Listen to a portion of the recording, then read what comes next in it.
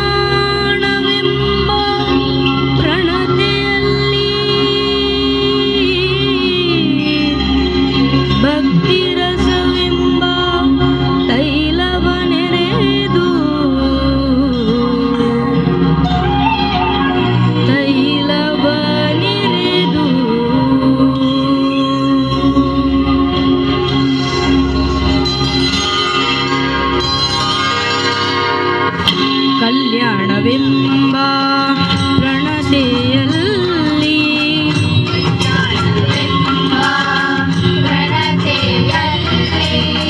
ಭಕ್ತಿರಸವೆಂಬ ತೈಲವನೆರೆದು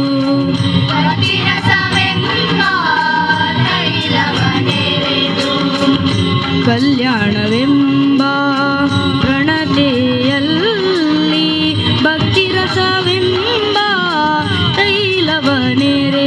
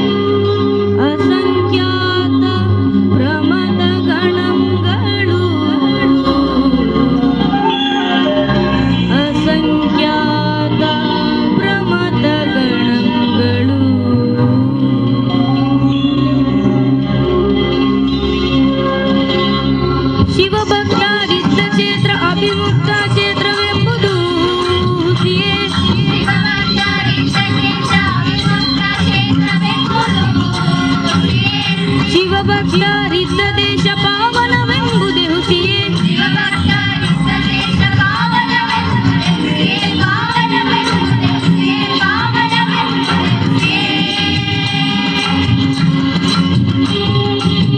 ಗುಹೇಶ್ವರ ಲಿಂಗದಲ್ಲಿ ಎನ್ನ ಪರಮಾರಾಧ್ಯ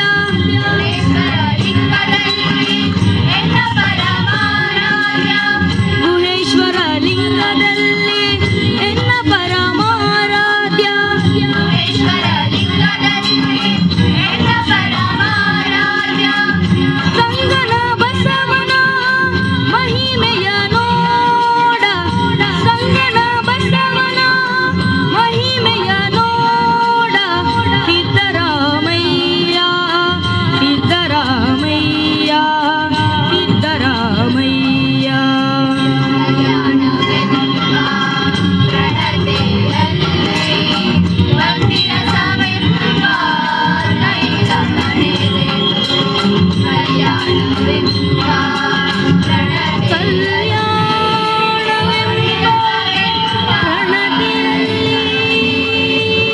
ಕಲ್ಯಾಣವೆಂಬ ಭಕ್ತಿರಸವೆಂಬ ತೈಲವನೆರೆದು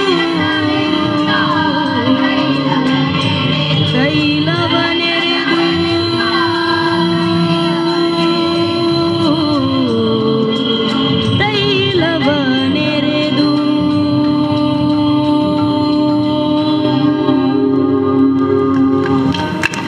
We have among us our respected school correspondent, Sri Rohitashwar sir, who is a driving force for all the great things happening in our institution.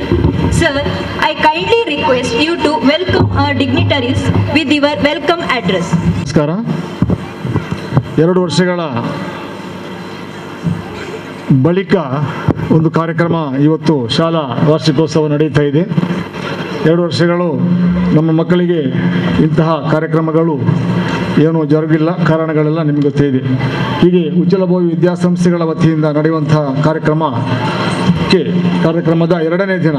ಬಹುಶಃ ನಿಮಗೆಲ್ಲ ಸ್ವಲ್ಪ ಹೊಸತನ ಇರ್ಬೋದು, 2 ದಿನಗಳನ್ನು ಆಚರಿಸಿದ್ದಾರೆ ಅಂತ ತಿಳ್ಕೊಂಡು. ಬಹುಶಃ ಈಗಿನ ಹೊಸ ಒಂದು ನಿಯಮದ ಪ್ರಕಾರ 7 ಗಂಟೆಗೆ ಕಾರ್ಯಕ್ರಮಗಳನ್ನು ಮುಗಿಸಬೇಕಾಗಿರುವಂಥ ಒಂದು ಆದೇಶ ಇರುವುದರಿಂದ ಪ್ರಾಥಮಿಕ ಮತ್ತು ಪ್ರೌಢ ವಿಭಾಗಗಳನ್ನು 2 ರೀತಿಯಲ್ಲಿ 2 ದಿನಗಳನ್ನು ಆಚರಿಸಿದ್ದೇವೆ. ಈ ಒಂದು ಸಮಾರಂಭ ಈಗಾಗಲೇ ಬೆಳಿಗ್ಗೆ ನಿನ್ನೆಯಿಂದ ಪ್ರಾರಂಭ ಆಗಿದೆ. ಇವತ್ತು ಮಕ್ಕಳ ಕಾರ್ಯಕ್ರಮ ಆಯಿತು, ಈಗ ಸಭಾ ಕಾರ್ಯಕ್ರಮ ಪ್ರಾರಂಭವಾಗಲಿಕ್ಕಿದೆ. ಇವಾಗಲೇ ಸ್ವಲ್ಪ ತಡ ಆಗಿದೆ. ಈ ಒಂದು ಸಭಾ ಕಾರ್ಯಕ್ರಮದಲ್ಲಿ ಇವತ್ತಿನ ಅಧ್ಯಕ್ಷತೆಯನ್ನು ವಹಿಸಿದಂತಹ ನಮ್ಮ ಮೂರೂರ ಬೋವಿ ಮಹಾಸಭಾ ಇದರ ಮಹಾಸಭಾ ಅಧ್ಯಕ್ಷರಾದಂತಹ ಶ್ರೀ ಹರೀಶ್ ಅವರು ನಮ್ಮೊಂದಿಗಿದ್ದಾರೆ. ಬಹುಶಃ ಬಹಳಷ್ಟು ಸಾಮಾಜಿಕ ಧಾರ್ಮಿಕ ಕ್ಷೇತ್ರಗಳಲ್ಲಿ ದುಡಿದು ತುಂಬ ಅನುಭವವುಳ್ಳವರು ಈ ಸಲ ಹೊಸತಾಗಿ ನಮ್ಮ ಅಧ್ಯಕ್ಷರಾಗಿ ನಮಗೆ ಆಯ್ಕೆಯಾಗಿದ್ದಾರೆ. ನಾವು ಭಾಳಷ್ಟನ್ನು ನಿರೀಕ್ಷಿಸ್ತಾ ಇದ್ದೇವೆ.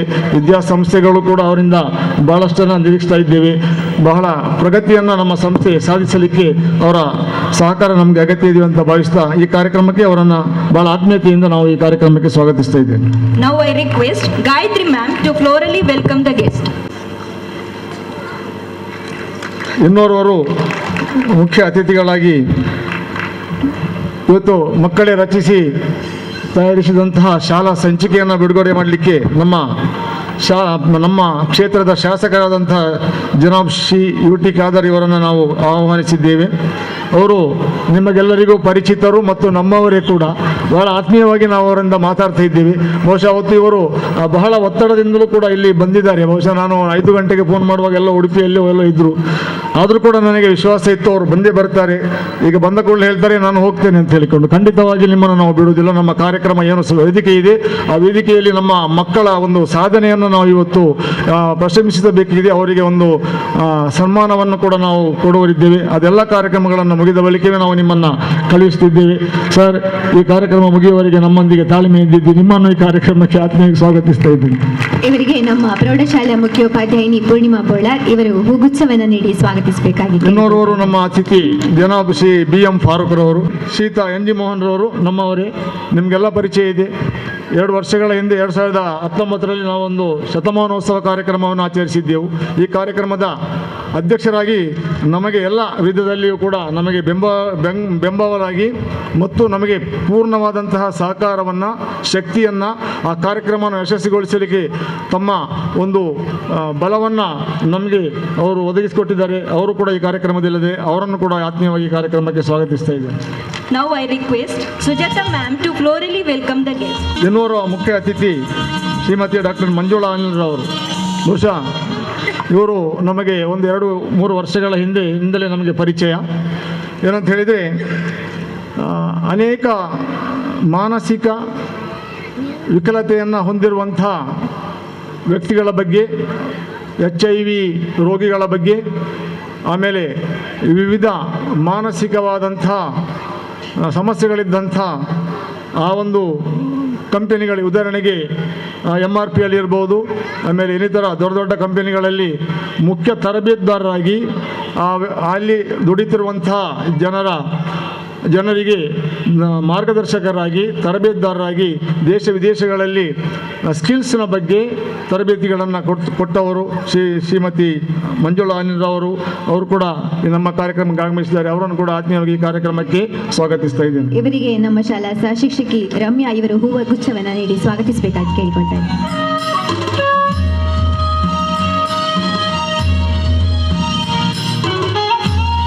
ಇನ್ನೋರ್ವರು ಶ್ರೀಮತಿ ರೇವತಿ ಡಿ ಉಚ್ಚಿಲ್, ನನ್ನ ಗುರುಗಳು ಕೂಡ.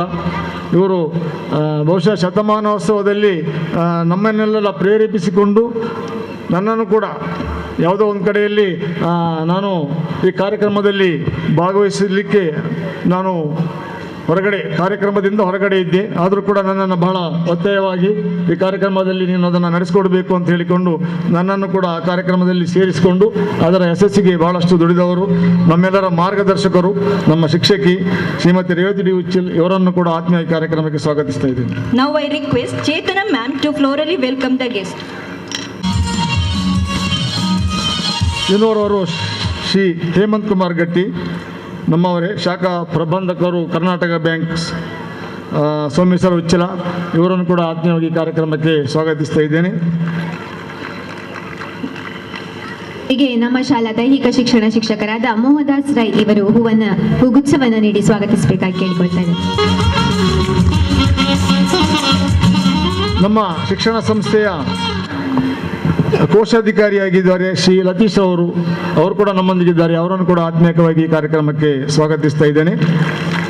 Now I request Nishita ma'am to florally welcome the guest. ಬಂದಂಥ ಎಲ್ಲ ನಮ್ಮ ಆಡಳಿತ ಸಮಿತಿಯ ಸದಸ್ಯರುಗಳು, ನಿಕಟಪೂರ್ವ ಅಧ್ಯಕ್ಷರು, ಕಾರ್ಯದರ್ಶಿಗಳು, ಆಮೇಲೆ ನಿಕಟಪೂರ್ವ ಸಂಚಾಲಕರು, ಮಕ್ಕಳ ಹೆತ್ತವರೇ, ಮುಖ್ಯವಾಗಿ ನಮ್ಮ ಶಾಲಾ ಮಕ್ಕಳ ಪೋಷಕರು, ಹೆತ್ತವರು ಮತ್ತು ಎಲ್ಲ ನಮ್ಮ ಸಂಸ್ಥೆಯ ಆತ್ಮೀಯ, ನಮ್ಮ ಸಂಸ್ಥೆಗೆ ಶುಭವನ್ನು ಕೋರುವಂಥ, ಸಹಕಾರವನ್ನು ನೀಡುವಂಥ ಎಲ್ಲ ನಮ್ಮ ಊರಿನ ಗಣ್ಯರು, ಹಿರಿಯರು ಎಲ್ಲರೂ ಬಂದಿದ್ದೀರಾ. ಎಲ್ಲರನ್ನು ಕೂಡ ಈ ಆತ್ಮೀಯ ಕಾರ್ಯಕ್ರಮಕ್ಕೆ ಸ್ವಾಗತಿಸ್ತಾ ಇದ್ದೇನೆ. ಆಮೇಲೆ ಮಾಧ್ಯಮದ ಮಿತ್ರರು, ಆಮೇಲೆ ಎಲ್ಲರನ್ನು ಕೂಡ ಈ ಕಾರ್ಯಕ್ರಮಕ್ಕೆ, ಹಾಗೂ ಶಾಲಾ ಮುಖ್ಯ ಶಿಕ್ಷಕರು, 3 ವಿಭಾಗದ ಪ್ರಾಥಮಿಕ ಇರಬಹುದು, LKG, ಆಮೇಲೆ ಪ್ರೌಢಶಾಲಾ ಮುಖ್ಯ ಶಿಕ್ಷಕರುಗಳನ್ನು, ಅನುದಾನಿತ ಹಿರಿಯ ಪ್ರಾಥಮಿಕ ಶಾಲಾ ಮುಖ್ಯ ಶಿಕ್ಷಕರು, ಶಿಕ್ಷಕಿಯನ್ನು ಎಲ್ಲರನ್ನು ಕೂಡ ಈ ಕಾರ್ಯಕ್ರಮಕ್ಕೆ ಸ್ವಾಗತಿಸ್ತಾ ಈ ಸ್ವಾಗತ ಮಾತನ್ನು ಮುಗಿಸ್ತಾ ಇದ್ದೇನೆ. ಧನ್ಯವಾದಗಳು. Now I request Miss Ramita ma'am, Headmistress of Higher Primary English Medium School, to present the annual report of school activities conducted during 2021-22. ಗೌರವಾನ್ವಿತ ಅಧ್ಯಕ್ಷರೇ, ಅತಿಥಿ ಗಣ್ಯರೇ, ವಿದ್ಯಾಭಿಮಾನಿಗಳೇ, ಸಭಿಕರೇ, ಪೋಷಕರೇ ಹಾಗೂ ಶಾಲಾ ಮಕ್ಕಳೇ, 2022-23ನೇ ಸಾಲಿನ ಶಾಲಾ ವಾರ್ಷಿಕೋತ್ಸವದ ಈ ಶುಭ ಸಮಾರಂಭದಲ್ಲಿ ಉಚ್ಚಿಲಬೋವಿ ಆಂಗ್ಲ ಮಾಧ್ಯಮ ಶಾಲೆಗಳ ಶಾಲಾ ವಾರ್ಷಿಕ ವರದಿಯನ್ನು ತಮ್ಮ ಮುಂದಿಡಲು ಹರ್ಷಿಸುತ್ತೇನೆ. ಉಚ್ಚಿಲಬೋವಿ ವಿದ್ಯಾಸಂಸ್ಥೆಗಳ ಆಶ್ರಯದಲ್ಲಿ ಉಚ್ಚಿಲಬೋವಿ ಪೂರ್ವ ಪ್ರಾಥಮಿಕ ಶಾಲೆ, ಅನುದಾನಿತ ಉಚ್ಚಿಲಬೋವಿ ಹಿರಿಯ ಪ್ರಾಥಮಿಕ ಶಾಲೆ, ಅನುದಾನ ರಹಿತ ಆಂಗ್ಲ ಮಾಧ್ಯಮ ಹಿರಿಯ ಪ್ರಾಥಮಿಕ ಶಾಲೆ ಹಾಗೂ ಅನುದಾನ ರಹಿತ ಆಂಗ್ಲ ಮಾಧ್ಯಮ ಪ್ರೌಢಶಾಲೆ, ಹೀಗೆ 5 ಶಾಲೆಗಳು ಕಾರ್ಯನಿರ್ವಹಿಸುತ್ತಿದ್ದು ಊರ ಹಾಗೂ ಪರ ಊರ ವಿದ್ಯಾರ್ಥಿಗಳಿಗೆ ಮೌಲ್ಯಾಧಾರಿತ ಶಿಕ್ಷಣವನ್ನು ನೀಡುತ್ತಾ ಬಂದಿರುತ್ತದೆ. 2018-19ನೇ ಸಾಲಿನಲ್ಲಿ ಅನುದಾನಿತ ಉಚ್ಚಿಲಬೋವಿ ಹಿರಿಯ ಪ್ರಾಥಮಿಕ ಶಾಲೆಗೆ 100 ವರ್ಷ ತುಂಬಿದ್ದು ಶತಮಾನೋತ್ಸವದ ಸಂಭ್ರಮವನ್ನು ಆಚರಿಸಿಕೊಂಡಿದೆ. ಅನುದಾನಿತ ಉಚ್ಚಿಲಬೋವಿ ಹಿರಿಯ ಪ್ರಾಥಮಿಕ ಶಾಲೆಯ ಮೂಲ ಕಟ್ಟಡವು ಶಾಸಕರಾದ ಯುಟಿ ಖಾದರ್ ಅವರ ಅನುದಾನದಿಂದ ಸುಮಾರು ರೂಪಾಯಿ 10 ಲಕ್ಷ ವೆಚ್ಚದಲ್ಲಿ ನವೀಕರಣಗೊಂಡಿದ್ದು, ಶಾಲೆಯು ಸಕಲ ಮೂಲಭೂತ ಸೌಕರ್ಯಗಳೊಂದಿಗೆ ಆ ಕಟ್ಟಡದಲ್ಲಿ ಕಾರ್ಯನಿರ್ವಹಿಸುತ್ತಿದೆ. ಪ್ರಸ್ತುತ ನಮ್ಮ ವಿದ್ಯಾಸಂಸ್ಥೆಯಲ್ಲಿ 14 ಮಂದಿ ಶಿಕ್ಷಕರು, 10 ಮಂದಿ ಶಿಕ್ಷಕೇತರ ಸಿಬ್ಬಂದಿಗಳು ಹಾಗೂ 4 ಮಂದಿ ಪಠ್ಯೇತರ ಶಿಕ್ಷಕರು ಸೇವೆ ಸಲ್ಲಿಸುತ್ತಿದ್ದಾರೆ. ಇವರಲ್ಲಿ ಅನುದಾನಿತ ಶಾಲೆಯ 2 ಶಿಕ್ಷಕರು ಮಾತ್ರ ಸರ್ಕಾರದಿಂದ ವೇತನ ಪಡೆಯುತ್ತಿದ್ದು, ಉಳಿದೆಲ್ಲ ಶಿಕ್ಷಕರು ಮತ್ತು ಶಿಕ್ಷಕೇತರ ಸಿಬ್ಬಂದಿಗಳಿಗೆ ಶಾಲಾ ಆಡಳಿತ ಮಂಡಳಿಯ ವತಿಯಿಂದ ವೇತನ ಪಾವತಿಸಲಾಗುತ್ತಿದೆ. ಶಾಲಾ ಆಡಳಿತ ಮಂಡಳಿಯು ಶಾಲೆಗಳಿಗೆ ಬೇಕಾಗುವ ಎಲ್ಲ ಮೂಲಭೂತ ಸೌಕರ್ಯಗಳನ್ನು ಒದಗಿಸಿರುತ್ತದೆ ಹಾಗೂ ರೋಹಿತಾಶ್ವ ಉಚ್ಚಿಲ್ ರವರು ಶಾಲಾ ಸಂಚಾಲಕರಾಗಿ ಕಾರ್ಯನಿರ್ವಹಿಸುತ್ತಿದ್ದಾರೆ. ನಮ್ಮ ಸಂಸ್ಥೆಯಲ್ಲಿ ಒಟ್ಟು 398 ಮಂದಿ ವಿದ್ಯಾರ್ಥಿಗಳು ವ್ಯಾಸಂಗ ಪಡೆಯುತ್ತಿದ್ದಾರೆ. 2022-23ನೇ ಸಾಲಿನಲ್ಲಿ ನಮ್ಮ ವಿದ್ಯಾಸಂಸ್ಥೆಯಲ್ಲಿ ಆಯೋಜಿಸಲಾದ ಕಾರ್ಯಕ್ರಮಗಳು: 16/5/2022ರಂದು ಶೈಕ್ಷಣಿಕ ವರ್ಷವನ್ನು ಶಾಲಾ ಪ್ರಾರಂಭೋತ್ಸವದ ಮೂಲಕ ಪ್ರಾರಂಭಿಸಲಾಯಿತು. ಜೂನ್ 5ರಂದು ವಿಶ್ವ ಪರಿಸರ ದಿನವನ್ನು ಆಚರಿಸಲಾಯಿತು. ವಿದ್ಯಾರ್ಥಿಗಳು ಪರಿಸರದ ವರ್ಣನೆ ಮತ್ತು ಕಾಳಜಿಯ ಕುರಿತಾಗಿ ಗೀತೆ, ಭಾಷಣವನ್ನು ಪ್ರಸ್ತುತಪಡಿಸಿದರು ಮತ್ತು ಚಿತ್ರಕಲೆಯನ್ನು ಪ್ರದರ್ಶಿಸಿದರು. ದಿನಾಂಕ 21/6/2022ರಂದು ಅಂತಾರಾಷ್ಟ್ರೀಯ ಯೋಗ ದಿನಾಚರಣೆಯನ್ನು ಆಚರಿಸಲಾಯಿತು. ಈ ಕಾರ್ಯಕ್ರಮದಲ್ಲಿ ಸಂಚಾಲಕರು, ಶಿಕ್ಷಕ ರಕ್ಷಕ ಸಂಘದ ಪದಾಧಿಕಾರಿಗಳು ಭಾಗವಹಿಸಿದರು. ವಿದ್ಯಾರ್ಥಿಗಳು ವಿವಿಧ ಬಗೆಯ ಯೋಗಾಸನಗಳನ್ನು ಪ್ರದರ್ಶಿಸಿದರು. ಜುಲೈ ತಿಂಗಳಿನಲ್ಲಿ ವನ ಮಹೋತ್ಸವವನ್ನು ಆಚರಿಸಲಾಯಿತು. ವಿದ್ಯಾರ್ಥಿಗಳು ಶಾಲಾ ಆವರಣದಲ್ಲಿ ಗಿಡಗಳನ್ನು ನೆಡುವ ಮೂಲಕ ಆ ದಿನವನ್ನು ಅರ್ಥಪೂರ್ಣವನ್ನಾಗಿಸಿದರು. ದಿನಾಂಕ 23/7/2022ರಂದು ಪ್ರೌಢಶಾಲಾ ವಿದ್ಯಾರ್ಥಿಗಳಿಗೆ ಪ್ರಾಥಮಿಕ ಆರೋಗ್ಯ ಕೇಂದ್ರ ಬೀರಿ ಇದರ ವತಿಯಿಂದ ಹದಿಹರೆಯದವರ ಆರೋಗ್ಯ ಎನ್ನುವ ವಿಷಯದ ಕುರಿತು ಮಾಹಿತಿ ಕಾರ್ಯಾಗಾರವನ್ನು ಏರ್ಪಡಿಸಲಾಗಿತ್ತು. ದಿನಾಂಕ 11/8/2022ರಂದು ರಕ್ಷಾಬಂಧನ ಕಾರ್ಯಕ್ರಮವನ್ನು ಆಯೋಜಿಸಲಾಗಿತ್ತು. ದಿನಾಂಕ 15/8/2022ರಂದು ಸ್ವಾತಂತ್ರ್ಯ ದಿನಾಚರಣೆಯನ್ನು ಆಚರಿಸಲಾಯಿತು. ಅಂದಿನ ಧ್ವಜಾರೋಹಣ ಕಾರ್ಯಕ್ರಮವನ್ನು ಚಂದ್ರಕಾಂತ್ ಉಚ್ಚಿಲ್ ಇವರು ನೆರವೇರಿಸಿದರು. ದಿನಾಂಕ 16/8/2022ರಂದು ಕೃಷ್ಣ ಜನ್ಮಾಷ್ಟಮಿಯ ಪ್ರಯುಕ್ತ ವಿದ್ಯಾರ್ಥಿಗಳಿಗೆ ವಿವಿಧ ಸ್ಪರ್ಧೆಗಳನ್ನು ಏರ್ಪಡಿಸಲಾಗಿತ್ತು. 1 ಮತ್ತು 2ನೇ ತರಗತಿಯ ವಿದ್ಯಾರ್ಥಿಗಳಿಗೆ ಪುಟಾಣಿ ಕೃಷ್ಣ, 3 ಮತ್ತು 4ನೇ ತರಗತಿಯ ವಿದ್ಯಾರ್ಥಿಗಳಿಗೆ ಬಾಲಕೃಷ್ಣ ವೇಷ ಸ್ಪರ್ಧೆ, 5ರಿಂದ 7ನೇ ತರಗತಿಯ ವಿದ್ಯಾರ್ಥಿಗಳಿಗೆ ರಾಧಾಕೃಷ್ಣ ನೃತ್ಯ ಸ್ಪರ್ಧೆಯನ್ನು ಮತ್ತು ಪ್ರೌಢಶಾಲಾ ವಿಭಾಗದ ವಿದ್ಯಾರ್ಥಿಗಳಿಗೆ ಗೋಪಿಕೃಷ್ಣ ನೃತ್ಯ ಸ್ಪರ್ಧೆಯನ್ನು ಆಯೋಜಿಸಲಾಗಿತ್ತು. ದಿನಾಂಕ 27/8/2022ರಂದು ಗಣೇಶ ಚತುರ್ಥಿಯ ಪ್ರಯುಕ್ತ 1 ಮತ್ತು 2ನೇ ತರಗತಿಯ ವಿದ್ಯಾರ್ಥಿಗಳಿಗೆ ಭಕ್ತಿಗೀತೆ ಸ್ಪರ್ಧೆ, 3 ಮತ್ತು 4ನೇ ತರಗತಿಯ ವಿದ್ಯಾರ್ಥಿಗಳಿಗೆ ಗಣೇಶನ ಚಿತ್ರ ಬಿಡಿಸುವ ಸ್ಪರ್ಧೆ, 5ರಿಂದ 10ನೇ ತರಗತಿಯ ವಿದ್ಯಾರ್ಥಿಗಳಿಗೆ ಆವಿ ಮಣ್ಣಿನಿಂದ ಗಣೇಶ ವಿಗ್ರಹಗಳ ರಚನಾ ಸ್ಪರ್ಧೆಯನ್ನು ಏರ್ಪಡಿಸಲಾಗಿತ್ತು. ದಿನಾಂಕ 5/9/2022ರಂದು ಶಿಕ್ಷಕರ ದಿನಾಚರಣೆಯನ್ನು ಆಚರಿಸಲಾಗಿತ್ತು. ವಿದ್ಯಾರ್ಥಿಗಳು ಶಿಕ್ಷಕರಿಗೆ ಸಾಂಸ್ಕೃತಿಕ ಕಾರ್ಯಕ್ರಮಗಳನ್ನು ನೀಡಿದರು ಮತ್ತು ವಿವಿಧ ಸ್ಪರ್ಧೆಗಳನ್ನು ಏರ್ಪಡಿಸಿದ್ದರು. ದಿನಾಂಕ 2/10/2022ರಂದು ಗಾಂಧಿ ಜಯಂತಿ ಹಾಗೂ ಲಾಲ್ ಬಹದ್ದೂರ್ ಶಾಸ್ತ್ರಿ ದಿನಾಚರಣೆಯನ್ನು ಮತ್ತು ಅಂದು ಶಾರದಾ ಪೂಜೆಯನ್ನು ಕೂಡ ನೆರವೇರಿಸಲಾಗಿತ್ತು. ನವೆಂಬರ್ 1ರಂದು ಕನ್ನಡ ರಾಜ್ಯೋತ್ಸವವನ್ನು ಆಚರಿಸಲಾಗಿತ್ತು. ಅಂದಿನ ಧ್ವಜಾರೋಹಣ ಕಾರ್ಯಕ್ರಮವನ್ನು ಮೂರೂರ ಬೋವಿ ಮಹಾಸಭಾ ಸೋಮೇಶ್ವರ ಉಚ್ಚಿಲ ಇದರ ನೂತನ ಅಧ್ಯಕ್ಷರಾದ ಹರೀಶ್ ಟಿ ಉಚ್ಚಿಲ್ ಅವರು ನೆರವೇರಿಸಿದರು. ನವೆಂಬರ್ 1ರಂದು ವಿದ್ಯಾರ್ಥಿಗಳು ನಾಡು ನುಡಿಗೆ ಸಂಬಂಧಿಸಿದಂತೆ ವಿವಿಧ ಕಾರ್ಯಕ್ರಮಗಳನ್ನು ನೀಡಿದರು. Young men's Bhovi association Mumbai ಮತ್ತು ಮೂರೂರ ಬೋವಿ ಮಹಾಸಭಾ ಸೋಮೇಶ್ವರ ಉಚ್ಚಿಲ ಇದರ ಸಹಯೋಗದೊಂದಿಗೆ ಉಚಿತ ಸಮವಸ್ತ್ರವನ್ನು ಬೋವಿ ಸಮುದಾಯದ ವಿದ್ಯಾರ್ಥಿಗಳಿಗೆ ವಿತರಿಸಲಾಗಿತ್ತು. ದಿನಾಂಕ 3/12/2022ರಂದು 1 ಮತ್ತು 2ನೇ ತರಗತಿಯ ವಿದ್ಯಾರ್ಥಿಗಳಿಗೆ ಶೈಕ್ಷಣಿಕ ಪ್ರವಾಸವನ್ನು ಪಿಲಿಕುಳ ಜೈವಿಕ ಉದ್ಯಾನವನಕ್ಕೆ ಏರ್ಪಡಿಸಲಾಗಿತ್ತು. 3 ಮತ್ತು 4ನೇ ತರಗತಿಯ ವಿದ್ಯಾರ್ಥಿಗಳಿಗೆ ಶೈಕ್ಷಣಿಕ ಪ್ರವಾಸವನ್ನು ಮುರುಡೇಶ್ವರ, ಆನೆಗುಡ್ಡೆ, ಮಿರ್ಜಾನ ಫೋರ್ಟ್ ಮುಂತಾದ ಸ್ಥಳಗಳಿಗೆ ಏರ್ಪಡಿಸಲಾಗಿತ್ತು. 6 ಮತ್ತು 7ನೇ ತರಗತಿಯ ವಿದ್ಯಾರ್ಥಿಗಳಿಗೆ ಸಾವಿರ ಕಂಬದ ಬಸದಿ, ಮಲ್ಪೆ, ಬ್ಲೂ ಫ್ಲಾಗ್ ಬೀಚ್ ಮೊದಲಾದ ಸ್ಥಳಗಳಿಗೆ ಏರ್ಪಡಿಸಲಾಗಿತ್ತು. ಪ್ರೌಢಶಾಲಾ ವಿದ್ಯಾರ್ಥಿಗಳಿಗೆ ಬೆಂಗಳೂರಿನ ಕೆಲವು ಪ್ರದೇಶಗಳಿಗೆ ಜವಾಹರ್ ಲಾಲ್ ನೆಹರು ತಾರಾಲಯ, ಲಾಲ್ಬಾಗ್ ಮುಂತಾದ ಸ್ಥಳಗಳಿಗೆ ಏರ್ಪಡಿಸಲಾಗಿತ್ತು. ಪ್ರೌಢಶಾಲಾ ವಿದ್ಯಾರ್ಥಿಗಳಿಗೆ ಪ್ರಜ್ಞಾ ಸಲಹಾ ಕೇಂದ್ರದ ವತಿಯಿಂದ ಜೀವನ ಕೌಶಲ್ಯ ಕಾರ್ಯಾಗಾರವನ್ನು ದಿನಾಂಕ 14/12/2022ರಂದು ಏರ್ಪಡಿಸಲಾಗಿತ್ತು. ಕ್ಲಸ್ಟರ್ ಮಟ್ಟದ ಪ್ರತಿಭಾ ಕಾರಂಜಿಯಲ್ಲಿ ನಮ್ಮ ಸಂಸ್ಥೆಯ ವಿದ್ಯಾರ್ಥಿಗಳು ಭಾಗವಹಿಸಿ ಹಲವಾರು ಬಹುಮಾನಗಳನ್ನು ಪಡೆದಿರುತ್ತಾರೆ. ಕತೆ ಹೇಳುವಿಕೆ ಸ್ಪರ್ಧೆಯಲ್ಲಿ 5ನೇ ತರಗತಿಯ ವಿದ್ಯಾರ್ಥಿನಿ ಮಾನ್ವಿ, ಚಿತ್ರಕಲೆ ಸ್ಪರ್ಧೆಯಲ್ಲಿ ಶ್ರೀವತ್ಸ, ಭಾವಗೀತೆ ಸ್ಪರ್ಧೆಯಲ್ಲಿ ಪ್ರೌಢಶಾಲಾ ವಿದ್ಯಾರ್ಥಿ ನಿತೇಶ್ ಪ್ರಥಮ ಸ್ಥಾನವನ್ನು ಪಡೆದು ತಾಲೂಕು ಮಟ್ಟದ ಪ್ರತಿಭಾ ಕಾರಂಜಿ ಸ್ಪರ್ಧೆಯಲ್ಲಿ ಭಾಗವಹಿಸಿರುತ್ತಾರೆ. ಅದರಲ್ಲಿ 4ನೇ ತರಗತಿಯ ವಿದ್ಯಾರ್ಥಿ ಶ್ರೀವತ್ಸ ತಾಲೂಕು ಮಟ್ಟದ ಚಿತ್ರಕಲೆ ಸ್ಪರ್ಧೆಯಲ್ಲಿ ದ್ವಿತೀಯ ಸ್ಥಾನವನ್ನು ಪಡೆದಿರುತ್ತಾನೆ. ಸ್ಥಳೀಯ ಸಂಘ ಸಂಸ್ಥೆಗಳು ನಡೆಸಿದ ಹಲವಾರು ಸ್ಪರ್ಧೆಗಳಲ್ಲಿ ನಮ್ಮ ಸಂಸ್ಥೆಯ ವಿದ್ಯಾರ್ಥಿಗಳು ಭಾಗವಹಿಸಿ ಬಹುಮಾನವನ್ನು ಪಡೆದಿರುತ್ತಾರೆ. ಅನ್ನದಾಸೋಹ ವ್ಯವಸ್ಥೆ.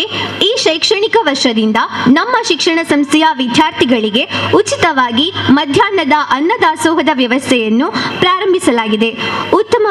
ಉತ್ತಮ ಗುಣಮಟ್ಟದ ಶುಚಿ ರುಚಿಯಾದ ಆಹಾರವನ್ನು ನೀಡಲಾಗುತ್ತದೆ.